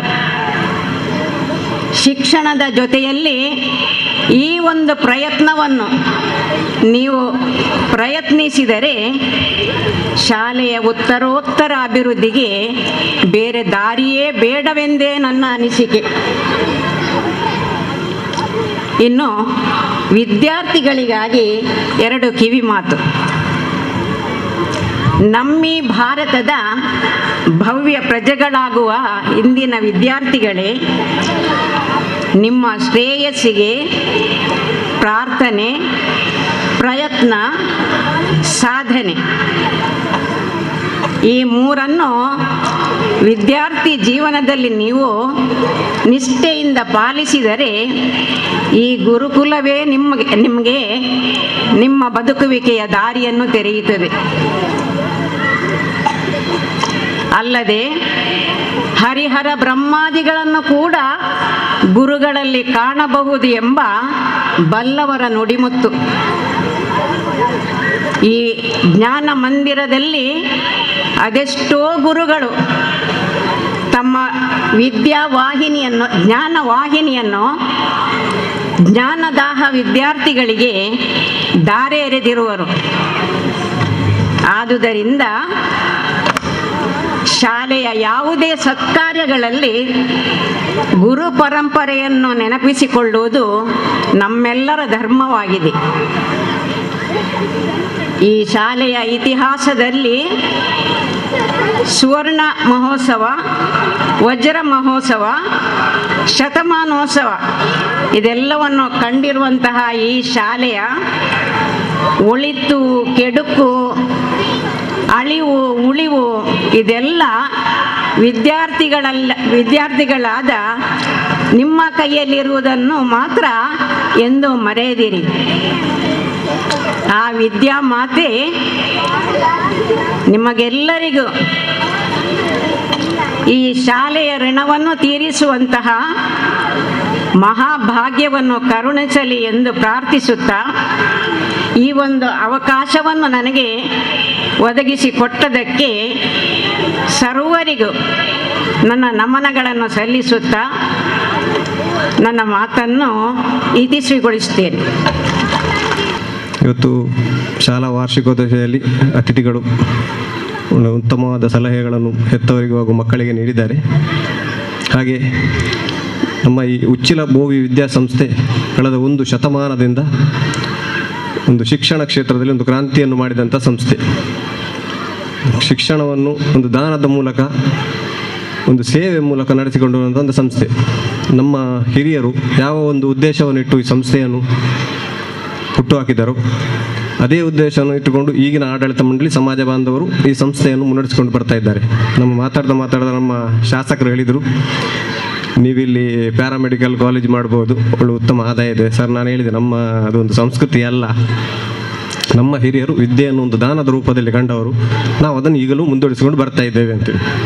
ಹಾಗೆ ಒಂದು ಒಂದು ಕನ್ನಡ ಮಾಧ್ಯಮ ಶಾಲೆಗಳು ಇವತ್ತೊಂದು ಇತಿಹಾಸದ ಪುಟವನ್ನು ಒಂದು ಸೇರುವಂತಹ ಸಂದರ್ಭದಲ್ಲಿ ಆ ಶಾಲೆಯನ್ನು ವಿವಿಧ ದಾನಿಗಳ ಮುಖಾಂತರ ಅದಕ್ಕೆ ಬೇಕಾಗುವಂಥ ಒಂದು ಯೋಜನೆಗಳನ್ನು ರೂಪಿಸಿ ಅದನ್ನು ಇವತ್ತಿಗೂ ಒಂದು 104 ವರ್ಷದಿಂದ ಒಂದು ಉಳಿಸಿಕೊಂಡು ಬರ್ತಾ ಇತ್ತು ನಮ್ಮ ಸಂಸ್ಥೆ.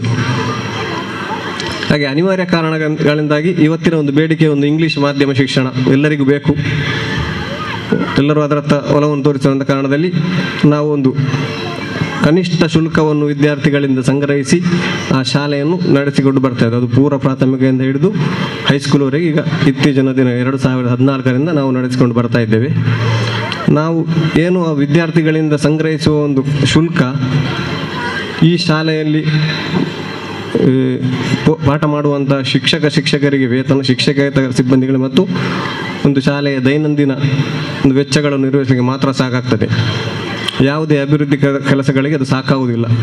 ನಮ್ಮ ಎಲ್ಲ ಅಭಿವೃದ್ಧಿ ಕಾರ್ಯಗಳಿರ್ಬೋದು, ಯಾವುದೋ ಒಂದು ಕಟ್ಟಡ ನಿರ್ಮಾಣ ಇರ್ಬೋದು, ಮೂಲಭೂತ ಸೌಕರ್ಯ ಇರ್ಬೋದು, ಅಥವಾ ಪ್ರಯೋಗಾಲಯ, ಕಂಪ್ಯೂಟರ್ ವಿಭಾಗ, ಗ್ರಂಥಾಲಯ, ಇದನ್ನೆಲ್ಲವನ್ನು ನಾವು ಇವತ್ತಿಗೂ ಕೂಡ ಒಂದು ದಾನಿಗಳಿಂದ ಸಂಗ್ರಹಿಸುವ, ಅಂದರೆ ನಮ್ಮ ಸಮಾಜದ ದಾನಿಗಳಿರ್ಬೋದು, ನಮ್ಮ ಹಳೆ ವಿದ್ಯಾರ್ಥಿಗಳಿರ್ಬೋದು, ಅವರಿಂದ ಸಂಗ್ರಹಿಸುವ ಮೂಲಕ ಒಂದು ನಿರ್ವಹಿಸಿಕೊಂಡು ಬರ್ತಾ ಇದ್ದೇವೆ.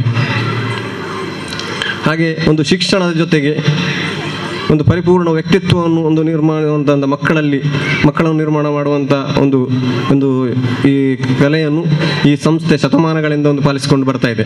ನೀವು ಇಲ್ಲಿ ನೋಡಿರ್ಬೋದು, ವಿದ್ಯಾರ್ಥಿಗೆ ಅವರಿಗೆ ಅಭಿರುಚಿಗೆ ತಕ್ಕದಾಗಿ ಅವರಿಗೆ ಯಾವ ಕ್ಷೇತ್ರದಲ್ಲಿ ಆಸಕ್ತಿ ಇದೆ ಆ ಕ್ಷೇತ್ರದಲ್ಲಿ ಅವರಿಗೆ ಅದು ಕಲೆ ಇರ್ಬೋದು, ನೃತ್ಯ ಇರ್ಬೋದು, ಯಕ್ಷಗಾನ ಇರ್ಬೋದು, ಸಂಗೀತ ಇರ್ಬೋದು, ಕ್ರೀಡೆ ಇರ್ಬೋದು, ಅದಕ್ಕೊಂದು ವಿಶೇಷ ತರಬೇತಿ ಅದನ್ನು ಕೂಡ ಉಚಿತವಾಗಿ ಒಂದು ಸಂಸ್ಥೆ ನಿರ್ವಹಿಸ್ತಾ ಕೊಡ್ತಾ ಇದೆ. ಆ ಎಲ್ಲ ಮಕ್ಕಳು ನಾವು ಈಗಲೇ ಕಂಡಿದ್ದೇವೆ, ಅವರವರ ಕ್ಷೇತ್ರದಲ್ಲಿ ಒಂದು ಸಾಧನೆ ಮಾಡಿ ಶಾಲೆಗೂ ಊರಿಗೊಂದು ಹೆಸರನ್ನು ತರ್ತಾ ಇದ್ದಾರೆ. ಹಾಗೆ ಇತ್ತೀಚಿನ ದಿನಗಳಲ್ಲಿ ನಾವು ಒಂದು ಶಾಲಾ ವಾಹನವನ್ನು ಒಂದು ಕನಿಷ್ಠ ಶುಲ್ಕದಲ್ಲಿ ಶಾಲಾ ವಾಹನದ ವ್ಯವಸ್ಥೆಯನ್ನು ಮಾಡಿದ್ದೇವೆ. ಯಾಕಂದರೆ ಇವತ್ತಿನ ನೀವು ನೋಡ್ಬೋದು, ಶಾಲಾ ಮಕ್ಕಳನ್ನು ಸಣ್ಣ ಸಣ್ಣ ರಿಕ್ಷಾಗಳಲ್ಲಿ, ಖಾಸಗಿ ವಾಹನಗಳಲ್ಲಿ ಒಂದು ಸರಕು ತುಂಬಿಸಿಕೊಂಡು ಬರುವುದು, ಇದನ್ನು ಕಂಡು ನಮ್ಮ ಹಿಂದಿನ ಆಡಳಿತ ಮಂಡಳಿಯವರು ಶಾಲೆಗೆ ಒಂದು ವಾಹನವನ್ನು ತೆಗಿಬೇಕು, ಕನಿಷ್ಠ ಶುಲ್ಕದಲ್ಲಿ ಮಕ್ಕಳು ಮನೆಯಿಂದ ಶಾಲೆಗೆ ಬರಬೇಕು, ಶಾಲೆಯಿಂದ ಹೊರಗೆ ಹೋಗಬೇಕು ಅಂತ ವ್ಯವಸ್ಥೆಯನ್ನು ಮಾಡಿದ್ದಾರೆ. ಈಗಿನ ಆಡಳಿತ ಮಂಡಳಿ ಆ ವ್ಯವಸ್ಥೆಯನ್ನು ಮುಂದುವರಿಸಿಕೊಂಡು ಹೋಗ್ತಿದೆ. ಮುಂದಿನ ದಿನಗಳಲ್ಲಿ ಆ ವಾಹನದ ವ್ಯವಸ್ಥೆಯನ್ನು ಒಂದು ಹೆಚ್ಚಿಗೆ ಮಾಡುವಂಥ ಒಂದು ಉದ್ದೇಶ ನಮಗಿದೆ. ಮಕ್ಕಳು ಮತ್ತು ಪೋಷಕರು ಇದನ್ನು ಅರಿತು ಅದರ ಒಂದು ಪ್ರಯೋಜನವನ್ನು ಪಡ್ಕೊಳ್ಬೇಕು. ಹಾಗೆ ನಾವು ನಮ್ಮ ವರದಿಯಲ್ಲಿ ಹೇಳಿದರು, ಈ ವರ್ಷದಿಂದ ನಾವು ಶೈಕ್ಷಣಿಕ ವರ್ಷದಿಂದ ಎಲ್ಲ ಮಕ್ಕಳಿಗೆ ಒಂದು ಉಚಿತ ದಾಸೋಹದ ವ್ಯವಸ್ಥೆಯನ್ನು ಮಾಡಿದ್ದೇವೆ. ಯಾಕಂದರೆ ಯಾರ ಮನೆಯಲ್ಲಿ ಇಲ್ಲ ಅಂತೇಳಿ ಅಲ್ಲ, ಯಾಕಂದರೆ ಇವತ್ತಿನ ಒಂದು ಕಾಲಘಟ್ಟದಲ್ಲಿ ಮಗುವಿನ ಪೋಷಕರು ಇಬ್ಬರು ಒಂದು ಉದ್ಯೋಗ ಹೋಗುವಂಥ ಒಂದು ಗಡಿಬಿಡಿ ಬೆಳಿಗ್ಗೆ, ಮತ್ತು ಮಕ್ಕಳು ಇನ್ನೂ ಸಣ್ಣದಾದರೂ ಅವರಿಗೆ ಒಂದು ಎಕ್ಸ್ಟ್ರಾ ಟಿಫಿನ್ ಇರ್ತದೆ, ಒಂದು ಸ್ನ್ಯಾಕ್ಸ್ ಅಂತೇಳಿ, ಅದನ್ನು ಕೂಡ ಮನೆಯವರು ಒಂದು ವ್ಯವಸ್ಥೆ ಮಾಡಬೇಕಾಗ್ತದೆ. ಅಂಥ ಕಾಲಘಟ್ಟದಲ್ಲಿ ಮನೆಯವರಿಗೆ ತೊಂದರೆ ಆಗಬಾರ್ದು, ನಮ್ಮ ಮಕ್ಕಳೊಂದು ಪೌಷ್ಟಿಕ ಆಹಾರವನ್ನು ಸೇವಿಸಬೇಕು ಅಂತ ಆ ಉದ್ದೇಶದಿಂದ ನಾವು ಒಂದು ಯೋಜನೆಯನ್ನು ಪ್ರಾರಂಭಿಸಿದ್ದೇವೆ. ಅದಕ್ಕೆಲ್ಲ ದಾನಿಗಳು ಮುಂದೆ ಬರಬೇಕು. ಯಾಕಂದರೆ ನಮ್ಮ ಶಿಕ್ಷಣ ಸಂಸ್ಥೆ ಒಂದು ಉದ್ದೇಶವನ್ನು ಇಟ್ಟುಕೊಂಡು ಪ್ರಾರಂಭಿಸಿದ್ದು ಅದು ಒಂದು ಸಮಾಜದ ಒಳಿತಿಗಾಗಿ, ಮಕ್ಕಳ ಒಳಿತಿಗಾಗಿ.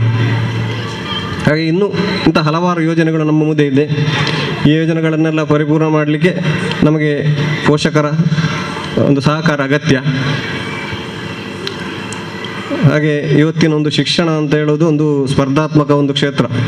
ಅದರಲ್ಲಿ ಶಿಕ್ಷಣದ ಜೊತೆಗೆ ವ್ಯವಸ್ಥೆಗಳನ್ನು ಆಗಾಗ ನಾವು ಬದಲಾವಣೆ ಮಾಡ್ತಾ ಹೋಗಬೇಕು, ಆಧುನೀಕರಣಗೊಳಿಸಬಹುದು. ಅದು ಗ್ರಂಥಾಲಯ ಇರ್ಬೋದು, ಮೂಲಭೂತ ಸೌಕರ್ಯಗಳು ಇರ್ಬೋದು, ಮತ್ತು ನಮ್ಮ ಲೈಬ್ರರಿ, ಡಿಜಿಟಲ್ ಕ್ಲಾಸ್, ಇದೆಲ್ಲ ಒಂದು ಸಲ ಇವತ್ತು ಮಾಡಿದರೆ 1-2 ವರ್ಷ ಕಳೆದು ಇರೋದಿಲ್ಲ. ಅದನ್ನು ಆವಾಗ ಬದಲಾವಣೆ ಮಾಡುವಂಥ ಪರಿಸ್ಥಿತಿ ನಮ್ಮಲ್ಲಿದೆ. ಇದೊಂದು ಆಡಳಿತ ಮಂಡಳಿ ಮತ್ತು ಸರ್ಕಾರದ ನೀತಿ ನಿಯಮಗಳು ಆಗಾಗ ಬದಲಾವಣೆ ಆಗ್ತಾ ಇರ್ತವೆ. ಅದಕ್ಕೆ ಹೊಂದಿಕೊಂಡು ನಾವು ಒಂದು ಆಡಳಿತ ವ್ಯವಸ್ಥೆಯನ್ನು ಮುಂದೂಡಿಕೊಂಡು ಹೋಗ್ತೇವೆ. ಇದಕ್ಕೆಲ್ಲ ನಮಗೆ ನಮ್ಮ ಹಿತೈಷಿಗಳು ಹಾಗೂ ಪೋಷಕರ ಹಾಗೂ ಸಾರ್ವಜನಿಕರ ಸಹಕಾರ ಅಗತ್ಯ.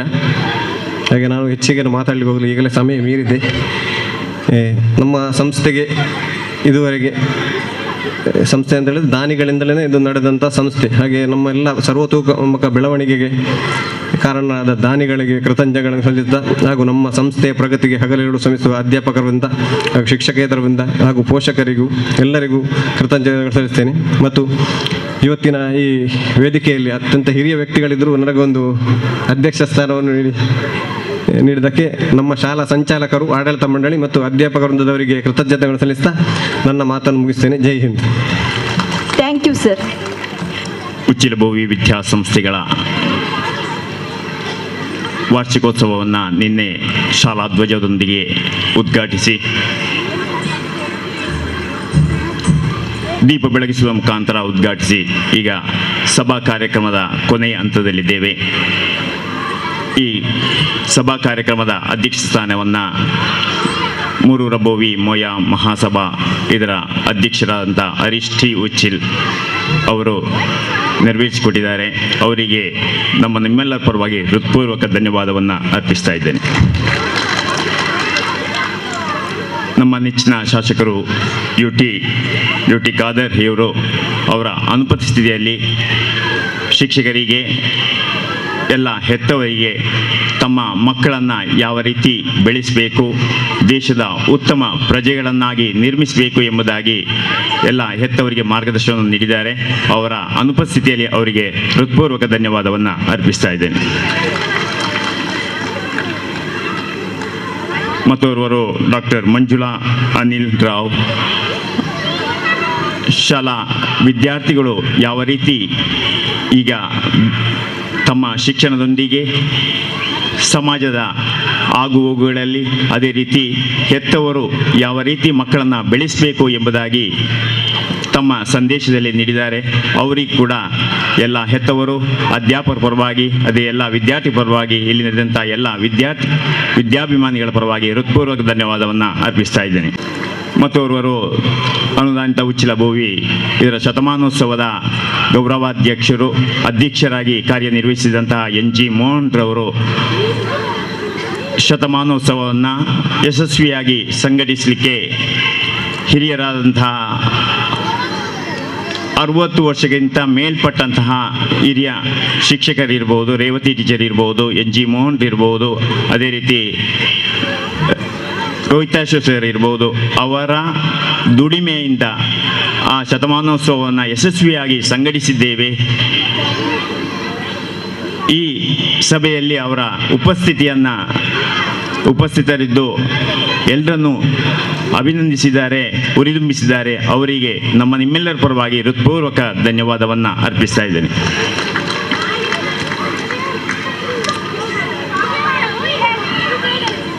ಮತ್ತೋರ್ವರು ಹೇಮಂತ್ ಕುಮಾರ್, ಕರ್ನಾಟಕ ಬ್ಯಾಂಕ್ನ ಮ್ಯಾನೇಜರ್ ಆದಂಥ ಇವರು ನಮ್ಮೊಟ್ಟಿಗಿದ್ದಾರೆ. ಅವರಿಗೆ ಕೂಡ ನಿಮ್ಮೆಲ್ಲರ ಪರವಾಗಿ ಹೃತ್ಪೂರ್ವಕ ಧನ್ಯವಾದಗಳು. ಮತ್ತು ಅವರು ಅನುದಾನಿತ ಉಚ್ಚಿಲ ಬೋವಿ ಹಿರಿಯ ಪ್ರಾಥಮಿಕ ಶಾಲೆಯಲ್ಲಿ ಶಿಕ್ಷಕರಾಗಿ, ಅದೇ ಶಾಲೆಯಲ್ಲಿ ವಿದ್ಯಾರ್ಥಿಯಾಗಿ, ಶಿಕ್ಷಕರಾಗಿ, ಮುಖ್ಯೋಪಾಧ್ಯಾಯರಾಗಿ ನಿರ್ವಹಿಸಿದಂಥ ರೇವತಿ ಟೀಚರ್ ಇವರು ನಿಮ್ಮೆಲ್ಲರನ್ನು ಉದ್ದೇಶಿಸಿ ವಿದ್ಯಾರ್ಥಿಗಳನ್ನು ಅದೇ ರೀತಿ ಹೆತ್ತವರನ್ನು ಉದ್ದೇಶಿಸಿ 2 ಹಿತವಚನವನ್ನು ನೀಡಿದ್ದಾರೆ. ಅವರಿಗೆ ಕೂಡ ನಿಮ್ಮೆಲ್ಲರ ಪರವಾಗಿ ಹೃತ್ಪೂರ್ವಕ ಧನ್ಯವಾದಗಳು. ಈ ಸಂಸ್ಥೆಯ ಕೋಶಾಧಿಕಾರಿಯಾದಂತಹ ಲತೀಶ್ ಅವರಿದ್ದಾರೆ. ಅವರಿಗೆ ಕೂಡ ನಿಮ್ಮೆಲ್ಲರ ಪರವಾಗಿ ಹೃತ್ಪೂರ್ವಕ ಧನ್ಯವಾದಗಳು. ಈ ಶಿಕ್ಷಣ ಸಂಸ್ಥೆಯ ಸಂಚಾಲಕರಾಗಿ ಕಾರ್ಯನಿರ್ವಹಿಸ್ತಾ ಇರುವಂತಹ ರೋಹಿತಾಶ್ವ ಸರ್ ಇದ್ದಾರೆ. ಅವರಿಗೆ ಕೂಡ ನಿಮ್ಮೆಲ್ಲರ ಪರವಾಗಿ ಹೃತ್ಪೂರ್ವಕ ಧನ್ಯವಾದಗಳು. ಈ ಕಾರ್ಯಕ್ರಮದಲ್ಲಿ ಭಾಗವಹಿಸಿದಂಥ ಎಲ್ಲ ಹೆತ್ತವರಿಗೂ, ವಿದ್ಯಾಭಿಮಾನಿಗಳಿಗೂ, ಎಲ್ಲ ವಿದ್ಯಾರ್ಥಿಗಳಿಗೂ, ಪ್ರತ್ಯಕ್ಷವಾಗಿ ಪರೋಕ್ಷವಾಗಿ ಸಹಕರಿಸಿದಂಥ ಎಲ್ಲರಿಗೂ ಕೂಡ ಹೃತ್ಪೂರ್ವಕ ಧನ್ಯವಾದವನ್ನು ಹೇಳುತ್ತಾ ಈ ಸಭಾ ಕಾರ್ಯಕ್ರಮವನ್ನು ಇಲ್ಲಿಗೆ ಮುಕ್ತಾಯಗೊಳಿಸ್ತಾ ಇದ್ದೇವೆ. ಜೈ ಹಿಂದ್, ಜೈ ಭಾರತ್. ಮುಕ್ತಾಯಗೊಳಿಸ್ತಾ ಇದ್ದೇವೆ. ಎಲ್ಲ ಅತಿಥಿ ಗಣ್ಯರು ವೇದಿಕೆಯ ಮುಂಭಾಗದಲ್ಲಿ ಆಸೀನರಾಗಿ ಇನ್ನಷ್ಟು ಸಾಂಸ್ಕೃತಿಕ ವೈವಿಧ್ಯಗಳಿಂದ ನಮ್ಮ ವಿದ್ಯಾರ್ಥಿಗಳು ರಂಜಿಸಲಿದ್ದಾರೆ. ನೀವೆಲ್ಲರೂ ವೀಕ್ಷಿಸಬೇಕಾಗಿ ವಿನಂತಿಸಿಕೊಳ್ತಾ ಇದ್ದೇನೆ.